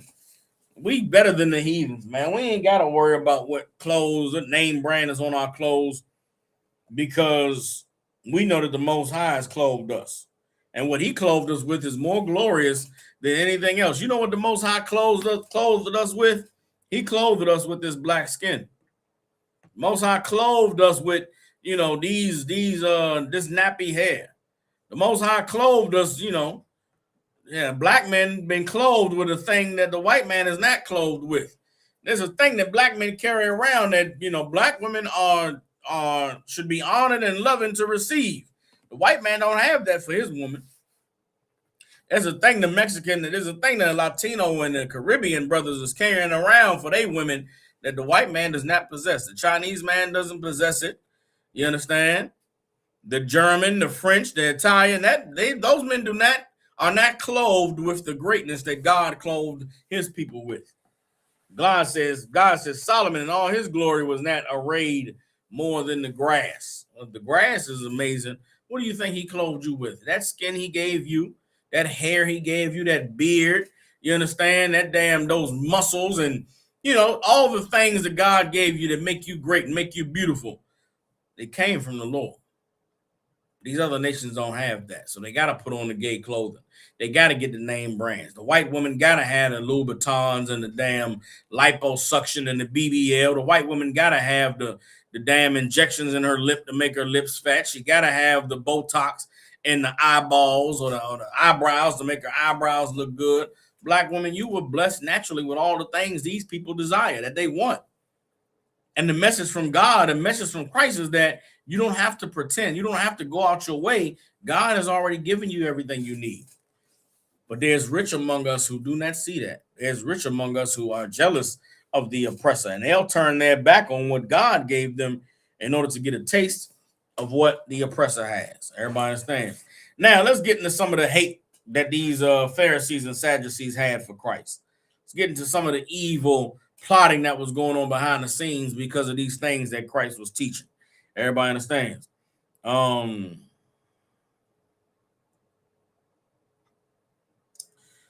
Let's get hold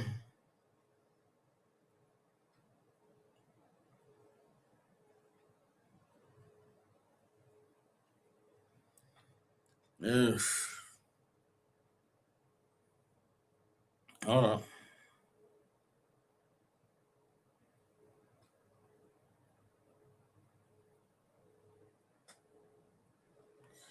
All right. Let's get on.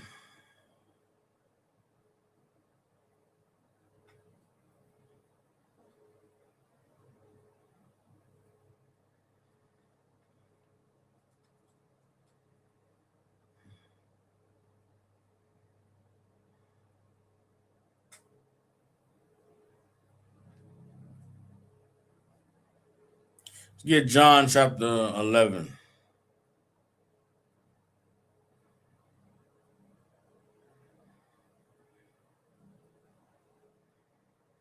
All right. Let's get John chapter 11. We're going to start at verse 45.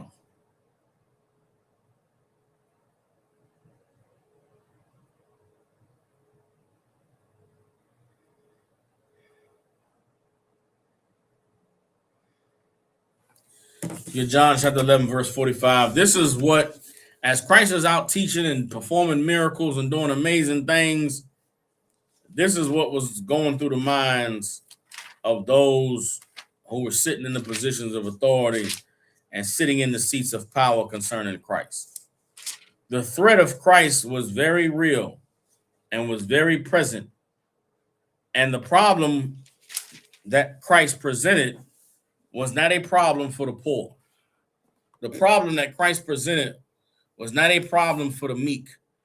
The problem that Christ presented was not a problem for the sick and the maimed and those in poverty. The problem that Christ presented were for those who were in power, for those who had sold out, for those who had joined the oppressor, who had chosen to serve Mammon and that God, and Christ's revolution threatened their position. And they were willing to do whatever it took to not lose their position. That's what we're going to read here. This is John, and this, as I'm reading this is how your pastors today feel about the ISUPK. This is how your politicians feel today about the ISUPK. This is why the worst thing that could happen to black leadership is for the men of the Lord and the ISUPK and the Commander General Yohana to be given more platforms to speak this truth and to wake black people up. Because the more that we're able to give our people the solutions that God gave us on how to fight oppression and to rise against this oppressor, the more they lose their power and their authority, the more the white man doesn't need to depend on them to be sellouts. And they know that they will have to go back to the bottom of the barrel, and they'll do anything to stop from being bottom of niggas. Everybody understands? This is John chapter 11. We're going to start at verse 45. So this is John 11 and 45. It says, then many of the Jews which came to Mary and had seen the things which Jesus did believed on him. But some of them went their ways to the Pharisees and told them what things Jesus had done. Then gathered the chief priests and the Pharisees a council and said, what do we? For this man does many miracles. They gathered a council. They said, man, what we going to do? This nigga performing these miracles, man, everybody following him. Like, what we going to do about this thing? Verse 48, if we let him thus alone, all men will believe on him, and the Romans shall come and take away both our place and nation. They said, man, we leave this nigga alone, he going to take over. He going to take over, and the Romans ain't going to have a need for us no more.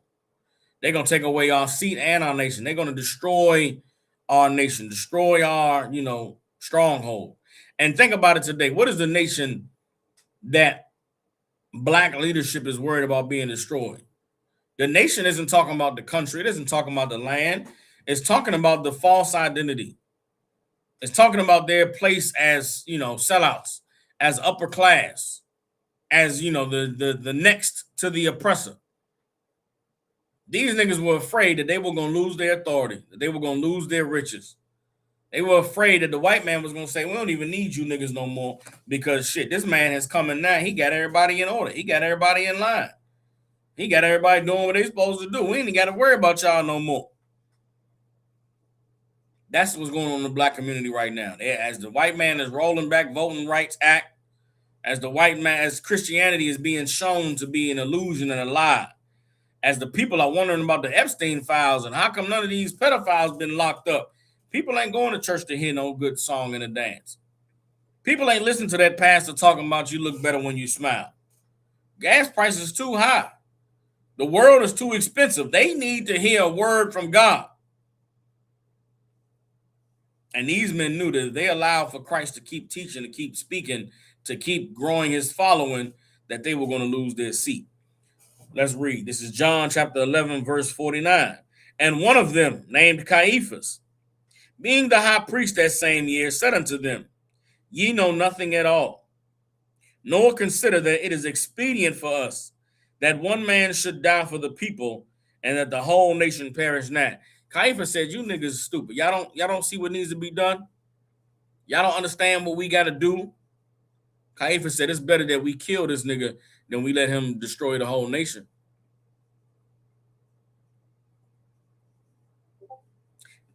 That's the time that's coming. That's the council that these black leaders are going to come upon. Yeah. Now, am I saying anything that's strange? What happened during the days of the civil rights movement? Anybody ever studied the conspiracy about the murder of Malcolm X and who was in on it?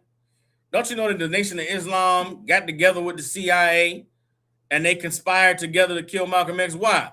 Because if they would have just left Malcolm alone, he would have took away the whole Nation of Islam. He would have took away all of their followers. He would have took away all of the attention. Elijah Muhammad would have dwindled into nothing. Farrakhan would have been nobody. They said, man, it's better we kill this nigga and just, get him out the way than for us to lose the whole movement.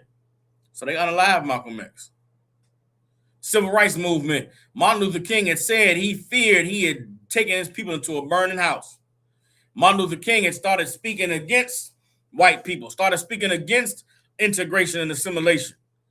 Jesse Jackson and the rest of them cats said, man, Martin going to mess up the whole movement. We got at least 60 years of riding the coattails of the white man. If Martin just shut up, they knew Martin wasn't going to shut up. So the white man had to unalive him. All of them civil rights leaders from that era, the John Lewis in the government, and Jesse Jackson and Al Sharpton, all of them benefited from the unaliving of Martin Luther King. The whole Nation of Islam today, the best thing the Nation of Islam could have ever did was unalive Malcolm X. Brother, if Malcolm X was not unalive, they would have still been in power. The damn, now y'all look at the unaliving of Fred Hampton and the Black Panthers, and y'all think to yourselves, yeah, man, that was the white man. He was evil. Don't you know the white man sent black people into the Black Panthers? Who do you think were the black people? The black people that were sent into the Black Panthers during COINTELPRO. Who do you think their parents were? What do you think their ethnic background was? What colleges did they go to? Did they pledge to fraternities? Like, you haven't even thought about that. Think about the black people that participated in the government taking out Fred Hampton and taking out Martin Luther King and taking out Malcolm X. Where did they find these niggas at? They found them in colleges and universities. They found them pledging to fraternities. They found them trying to join the white man's military, integrating into white society, trying to get a government job. That's where they found them. Why? Because they have always been sellouts and traitors among our people. Our oppressors have always been able to buy sellouts. Caiaphas was a sellout. Caiaphas was bought and sold by the Romans. These Pharisees and Sadducees were bought and sold by the Romans. And they looked at Christ and the amazing things Christ was doing, and they said, if we leave this nigga alone, he's going to take away everything, man. It's better that he die than all of us lose our position. You think we're going to let this nigga come and just take away all the wealth and the riches we've fed off of these people for the last 60 years? Nah, man, hell nah. Damn that, kill that nigga. That's what they said.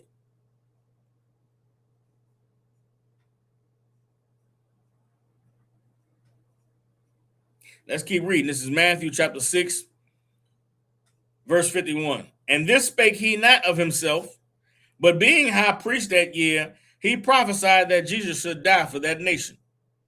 and not for that nation only, but also he should gather together in one the children of God that were scattered abroad. The Bible tells you who Jesus came for. Jesus didn't come for everybody. Jesus' message wasn't love for everybody. Jesus' message was the gathering together of God's children, the gathering together of God's people to be a nation again, to fight against their oppressor, to stand against the other nations that wanted to destroy us. If Christ was on the earth right now, he would be teaching blacks, Hispanics, and Native Indians to come back to God. He would be saying the white man is the devil. He would be saying the Chinese are heathens, the East Indians are heathens, the Africans are heathens. And you know who would hate him? Your pastor would hate Jesus Christ if he was on the earth right now. Your politician would hate Jesus Christ if he was on the earth right now, because Jesus would be saying, don't vote. Why are we participating in these white people system? They would want to kill Jesus Christ because he would threaten to take away their money. The 2819 church would want Jesus dead because what he's teaching is contradicting what they're teaching. Jamal Bryant would want the government to do something about Jesus Christ and these niggas in the street because his churches are empty on Sunday.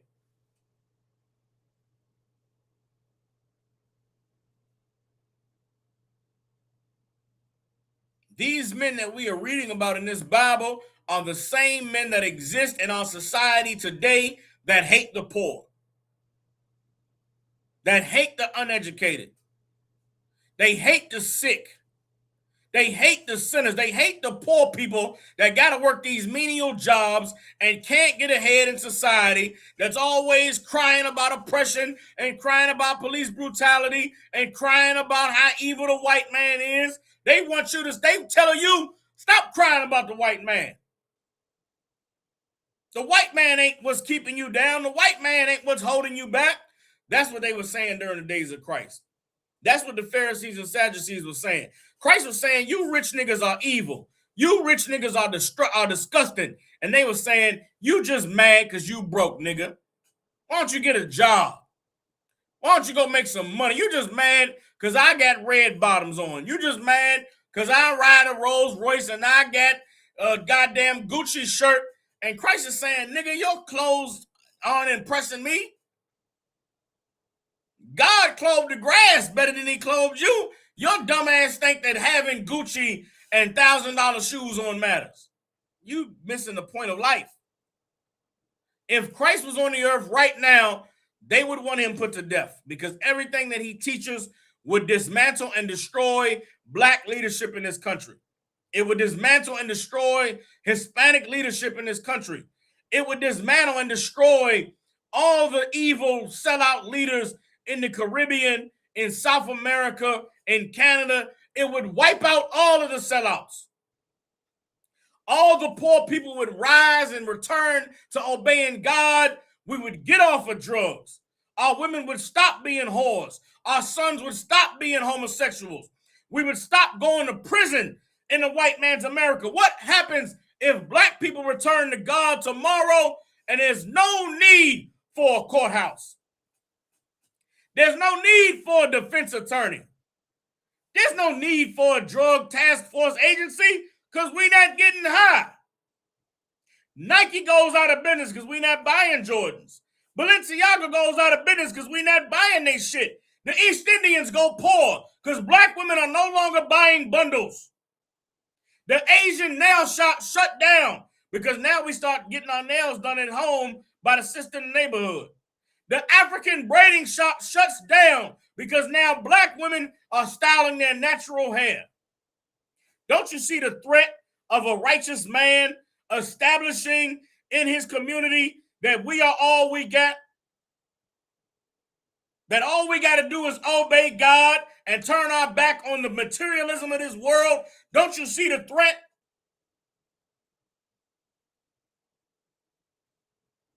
Don't you see why they reason they had to kill Christ? Guess what? It's what they're going to reason to do to us today. You think they ain't already plotting on us? You think they not seeing us rise and gaining traction on social media and the views are going up? You think the devil the Bible speaks of is not thinking to do anything? You think they haven't already sent agents in here? You think they're not watching right now, taking notes, reporting back what's being said? Do you think the 2819 church doesn't know about the righteous revolution of the Israelites? Do you think Jamal Bryant doesn't know about the righteous revolution of the Israelites? Do you think that Creflo Dollar and TD Jakes don't know about the righteous revolution of the Israelites? They know it. They see it. And they're reasoning among themselves, what are we going to do? Because if we leave these niggas alone, they're going to take, the white man is going to take away our seat in our nation.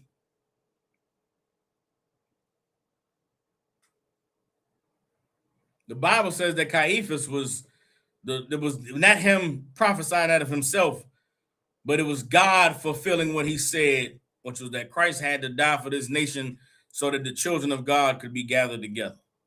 And understand this, Christ knew this. Christ understood this, which is why he spoke the way he spoke, which is why he said what he said. And you must understand that we know this. We know what we're up against. Commander General Yohana has taught us and prepared us for what we are up against. Why do you think we say the things we say? Why do you think we talk the way we talk? You know how many times I've had niggas say to me, man, if y'all just change the message up. If we change the message up, we wouldn't be doing Christ's work. If we change the message up, we wouldn't be a threat to the powers that be. God didn't send us out to be nice. God didn't send us out to recruit those who, feel good about this thing. Christ wants the soldiers that are willing to put their life on the line, to die for the truth of the Most High, to die for their people. This is a dangerous job. I sit here every day, 3 days a week, and do this thing in front of this computer in my house, knowing it could cost me my life. But if that's what the Lord requires, then that's what the Lord gets. The Lord is looking for the men who have that spirit. He's looking for the men who can do that with their lives. That is not a regular thing. That's not a nigga don't wake up one day and say, I'm going to give my literal life for the Lord. Nah, the Lord requires that of you. The Lord determines that this is the only way that you're going to be able to live. And it's not until you acknowledge that and you give yourself over that the Lord can begin to really use you.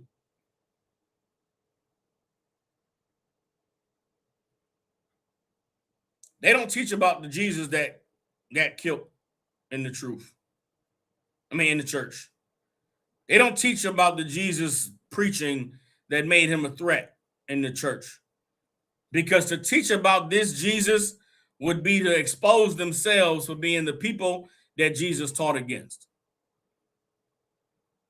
Let's keep reading in John chapter 11. This is John chapter 11, verse 53. Then from that day forth, they took counsel together for to put him to death. You understand? They took counsel to put Jesus to death, man, because they knew the only way they was going to save their spot, the only way they were going to save their position was if they took him out. Everybody understands. This is what was going on in the days of Christ.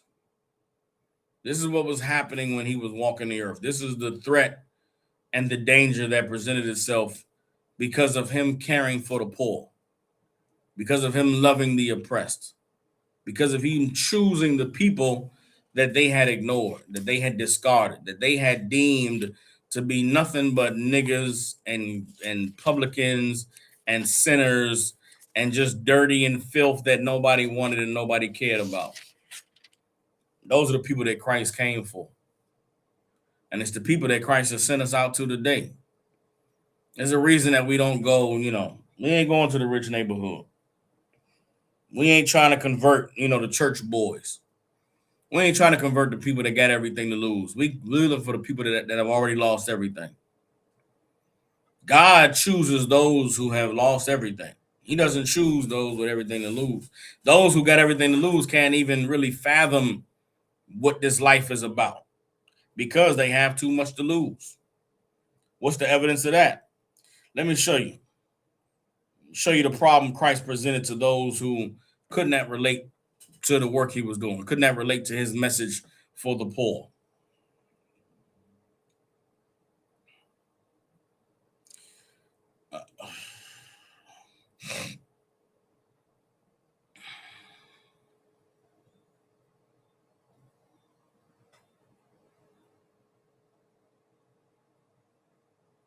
Let's get Matthew chapter 19. It's going to be the last scripture. Get Matthew chapter 19. We're going to read from verse 16 down to verse 26. And this is heavy because this was revolutionary. And this is the test. This was the test to if you were serious about the Lord or not. If you was really down for your people. And what's heavy about what we're about to read is that Christ did not require anything that the Lord didn't require. This brother came to Christ and asked Christ this question, and Christ gave him the answer. You would listen to it and think it's impossible. But then you read in the Bible and you go back to Moses, and this is what Moses did. You read in the Bible and you go back to Daniel, and this is what Daniel did. You read in the Bible and you go to Mordecai. This is what Mordecai did. The thing that Christ said God requires for you to be perfect, to enter the kingdom, is the thing that is so difficult for those who have something to lose to give up. It's why God chooses those who have lost everything already. Most of us that came into the truth, we came into the truth when we had nothing else. We had nothing else. God took it all from us, which is why we came into the truth. You understand? If the Lord had given me another year or two in the world, I might not have ever came in the truth because I would have been set. I would have been good. The Lord made me come into the truth at a time when I knew I was so hopeless and had nothing else to look forward to that I was ready to give my life to him. And there's a reason why we go out there on the streets and we teach and we had these debates and we go to these events. We know there's a certain kind of brother that's going to hear the truth, and there's a certain kind of brother that's not. There's a certain sister that's going to be able to receive the words of the Lord, and then there's a sister that's going to say, I'm not doing it. That's crazy. And we already understand it and we get it, and we're not surprised by it because our King prepared us for it. Everybody understands. This is Matthew chapter 19. We're going to start at verse 16. It says, and behold, one came and said unto him, Good master, what good thing shall I do that I may inherit eternal life? This man asked Christ, what should I do that I should have eternal life? Verse 17, and he said unto him, Why callest thou me good? Why are you calling me good? There is none good but one, that is God. But if thou wilt enter into life, keep the commandments. You understand? Understand this. Christ never took credit for anything that the Lord did. Christ never puffed himself up. Christ never, made himself God. All Christ did was teach that the same way I am in line with the Father, you can be in line with the Father too. The same way that the Father uses me to do these great things, if you obey the Father will use you too. And anytime somebody came with, praise or bigging up Christ, Christ made sure he reduced himself. Christ said, man, why you calling me good? There's only one good, that's the Father. But if you will enter into life, keep the commandments. Verse 18, and he said unto him, which commandments? Jesus said, Thou shalt do no murder. Thou shalt not commit adultery. Thou shalt not steal. Thou shalt not bear false witness. Honor thy mother and thy father. Honor thy father and thy mother. And thou shalt love thy neighbor as thyself. Christ is laying down the commandments, 10 commandments. You understand? And the young man said unto him, All these things have I kept from my youth. Youth up. What lack I yet? This brother said, man, I did all of that. I've obeyed the Lord my whole life. What am I lacking? What am I missing? Verse 21, Jesus said unto him, If thou wilt be perfect, go and sell that thou hast and give to the poor, and thou shalt have treasure in heaven, and come and follow me. Christ said, if you want to be perfect, brother, understand this. There's a difference between righteous and perfect. Righteous is the bare requirement for the Lord. the bare requirement, the least you could do is be righteous. The least you could do is obey all of God's laws. The least you could do is not eat pork, shrimp, crab, and lobster, not vote, not be a homosexual, not have sex with white women, not molest children, not celebrate the 4th of July, Christmas, and Thanksgiving. That is the least you could do. If you want to be perfect, though, if you want to go above and beyond the bare minimum, Christ said, sell everything you have and give it to the poor, and then come follow me. Now, what is Christ asking of this man? Let me keep reading first. Verse 22. But when the young man heard that saying, he went away sorrowful, for he had great possessions. I mean, he knew he couldn't be perfect. He knew he didn't have what it took to be perfect. He knew that he was not as righteous as he thought he was. He came and thought that he was a good man. He thought that he was honorable and righteous. Guess what? He found out he wasn't as righteous as he thought he was. He did not believe in God as much as he thought he did. He didn't trust God as much as he thought he trusted God. It's easy to say you trust God when you got everything. It's easy to trust the Lord when you're rich and you can buy food, buy something to drink. You can take your kids to the doctor. It's easy to have faith in God then. You know what's hard to do? Is to have faith in God when you ain't got no money to pay your bills. To have faith in God when you ain't got no money to feed your family.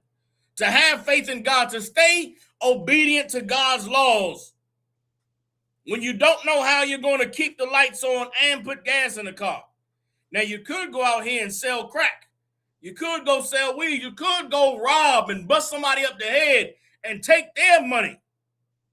But the Lord requires you to trust in him. You could go into church and you could lie. You could lie and tell the people everything gonna be all right. God love you no matter what. God accepts the homosexual and the LGBTQ, and guess what? You'll get money to pay your bills. You'll get money to pay your rent. You'll get money to be able to buy the Louis Vuitton and the Balenciaga. You'll have money to put gas in your car and to feed your family. But you turn your back on the Lord. We're living in a time where the Lord is going to test your faith. The Lord is going to test how much you really love him. You say you love God. You say you covered by the blood of Jesus. We're going to find out. Right now, you're not.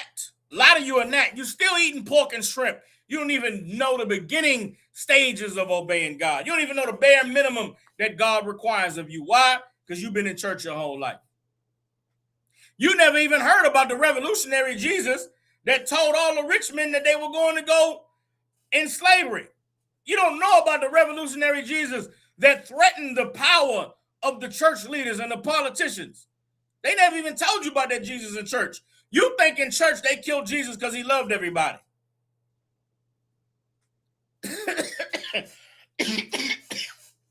Which is why when we teach this truth, y'all clutch y'all pearls. Y'all be flabbergasted. Y'all be, that ain't true. That ain't my Jesus. I know it ain't your Jesus, goddammit, because the Jesus of the Bible was a revolutionary gangster. The Jesus of the Bible was anti the oppressor.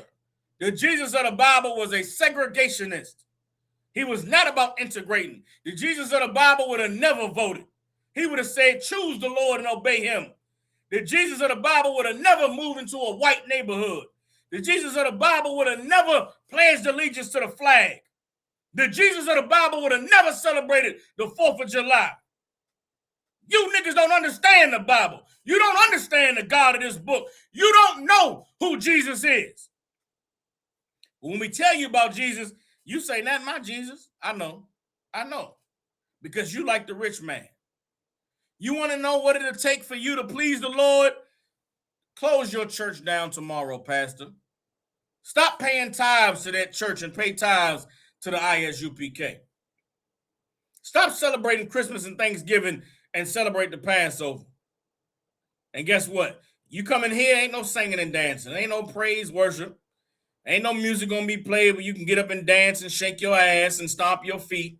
You're not going to have none of that. You're going to hear the word of the Lord, and you're going to be convicted in your spirit, and you're going to be forced to examine yourself to change the things about you that God hates so that you can be acceptable before him. Ain't nobody trying to do that shit.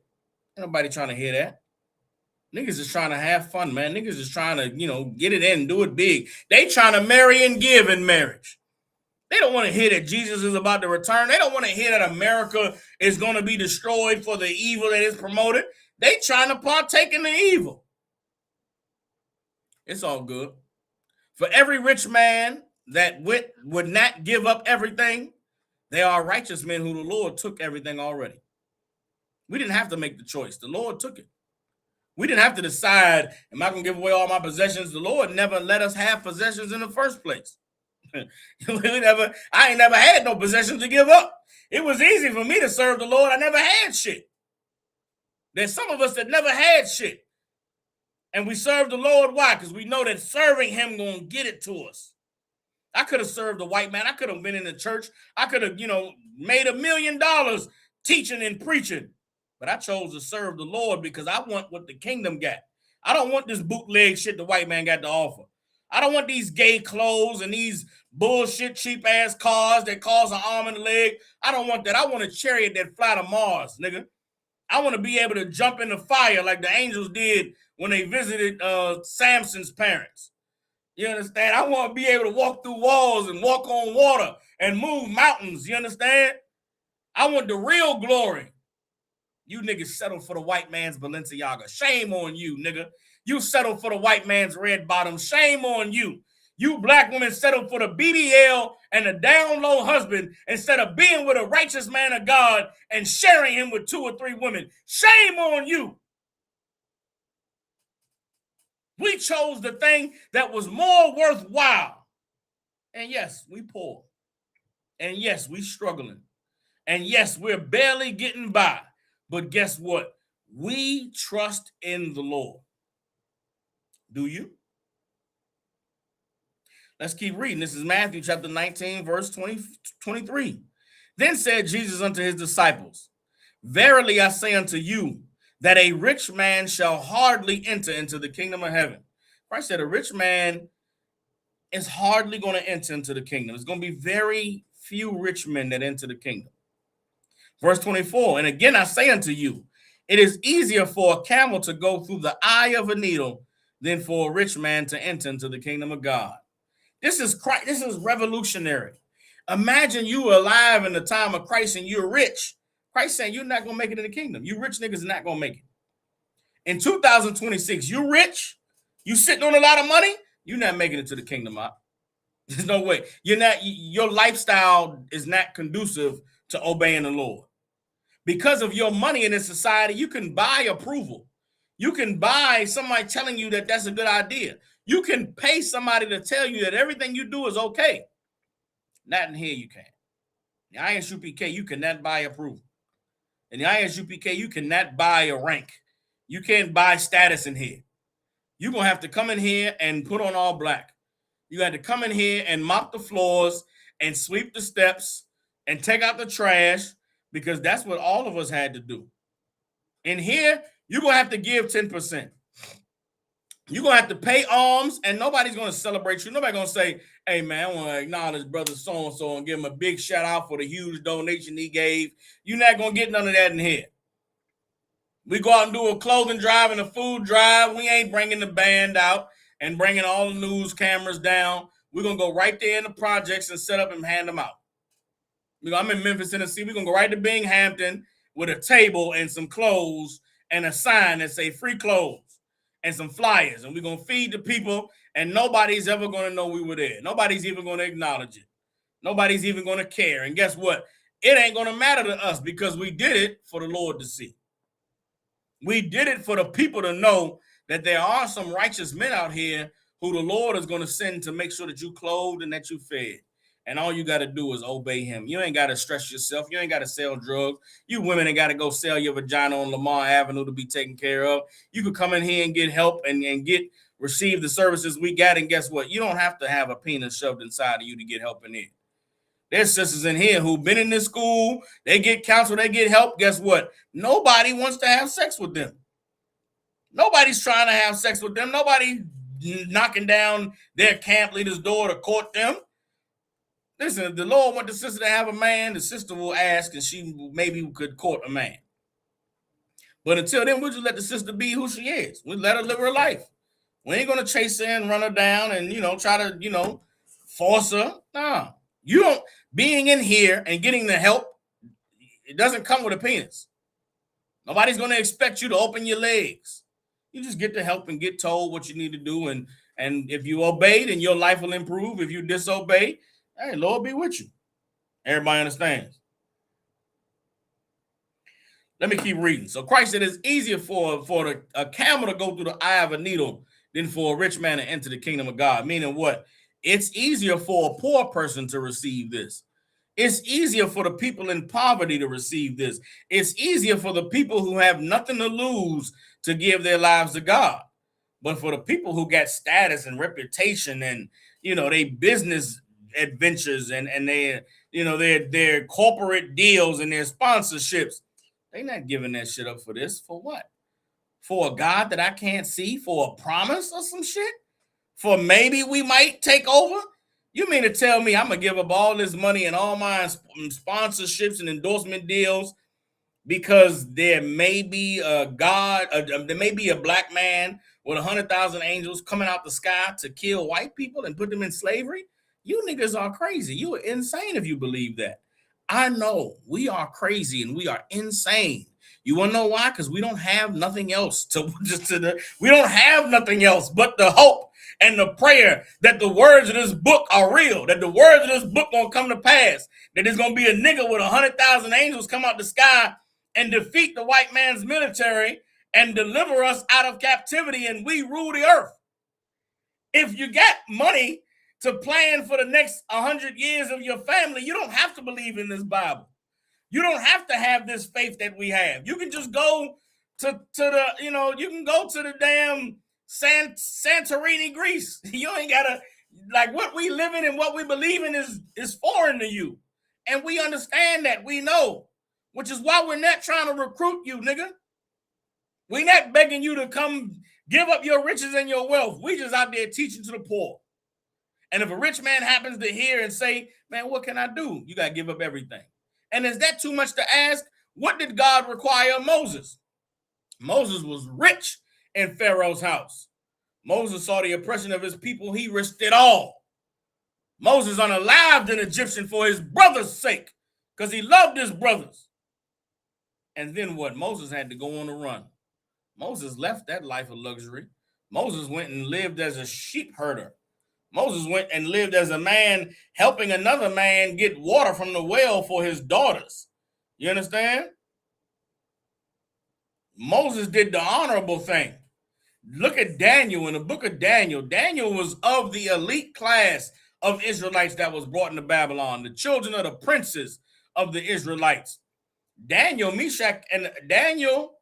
Shadrach, Meshach, and Abednego stood in the face of the Babylonians and said, we not bowing down to that statue.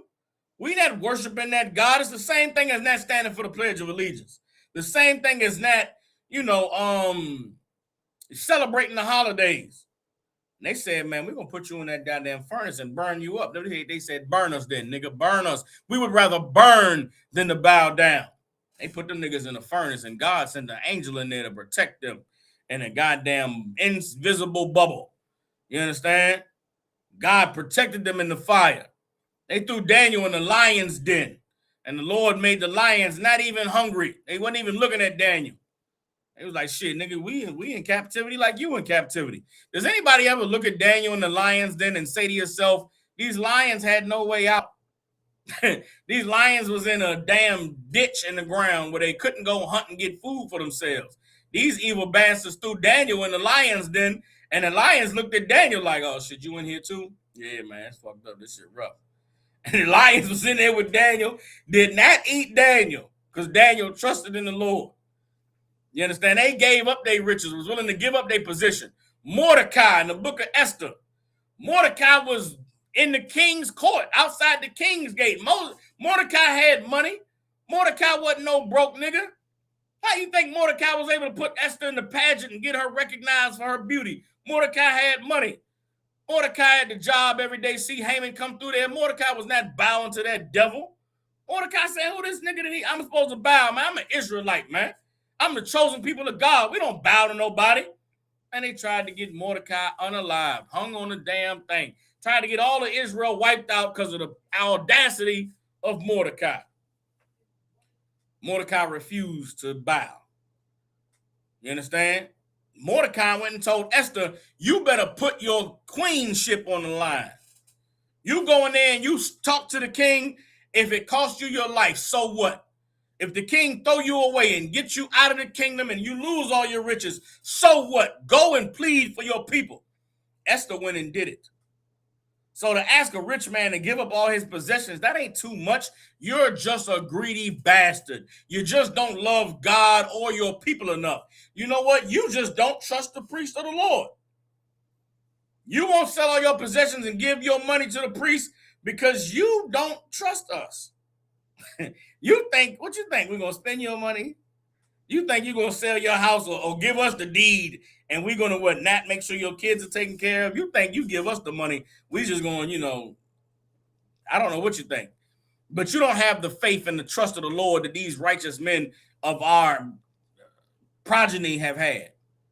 You don't have what they had. Christ said it's going to be easier for a camel to squeeze through a needle than for a rich man to enter into the kingdom. This is Matthew chapter 19, verse 25. When his disciples heard it, they were exceedingly amazed, saying, who then can be saved? They said, well, damn, who could be saved? I guess crazy that what you just told that man to do, what you just told him to do was crazy. Like, nobody gonna be saved then. If having money means it's gonna be hard for you to get in the kingdom, ain't nobody gonna get saved. Matthew chapter 19, verse 26. But Jesus beheld them and said unto them, with men this is impossible, but with God all things are possible. And that is where we are today in 2026. We must remember that with man, it is impossible to do what God requires. In the church, it is impossible to do what God requires.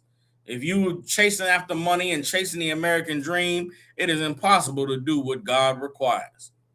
But if you come and you serve the Most High, if you give your life to the Most High, if you come into the ISUPK and the Commander General Yohana and you sit in these classes and you take notes and you learn and you ask questions and you understand the Bible and you see how history is repeating itself in modern times and you look at the things that they did in the past to get salvation and to be delivered and you apply it to the work that we're doing in the ISUPK today, then you can begin to reason that, damn, we might be actually doing the thing that God said we're supposed to do. We might be actually on the precipice of pleasing the Lord enough that he sends our king and the kingdom of heaven comes. We might actually be able to see the coming of the Son of Man if only we can obey the Lord. If only we can be righteous. If only we can be willing to give whatever it takes so that our nation will rise. With that, clap it up. With the Israelite School of Universal Practical Knowledge out of 1 West 125th Street in Harlem, New York. Since 1969, the ISUPK has been teaching so-called Blacks, Hispanics, and Native Indians the truth according to the Bible. What is the truth? The truth is that so-called Blacks, Hispanics, and Native Indians descend from the greatest people that have ever walked the face of the earth.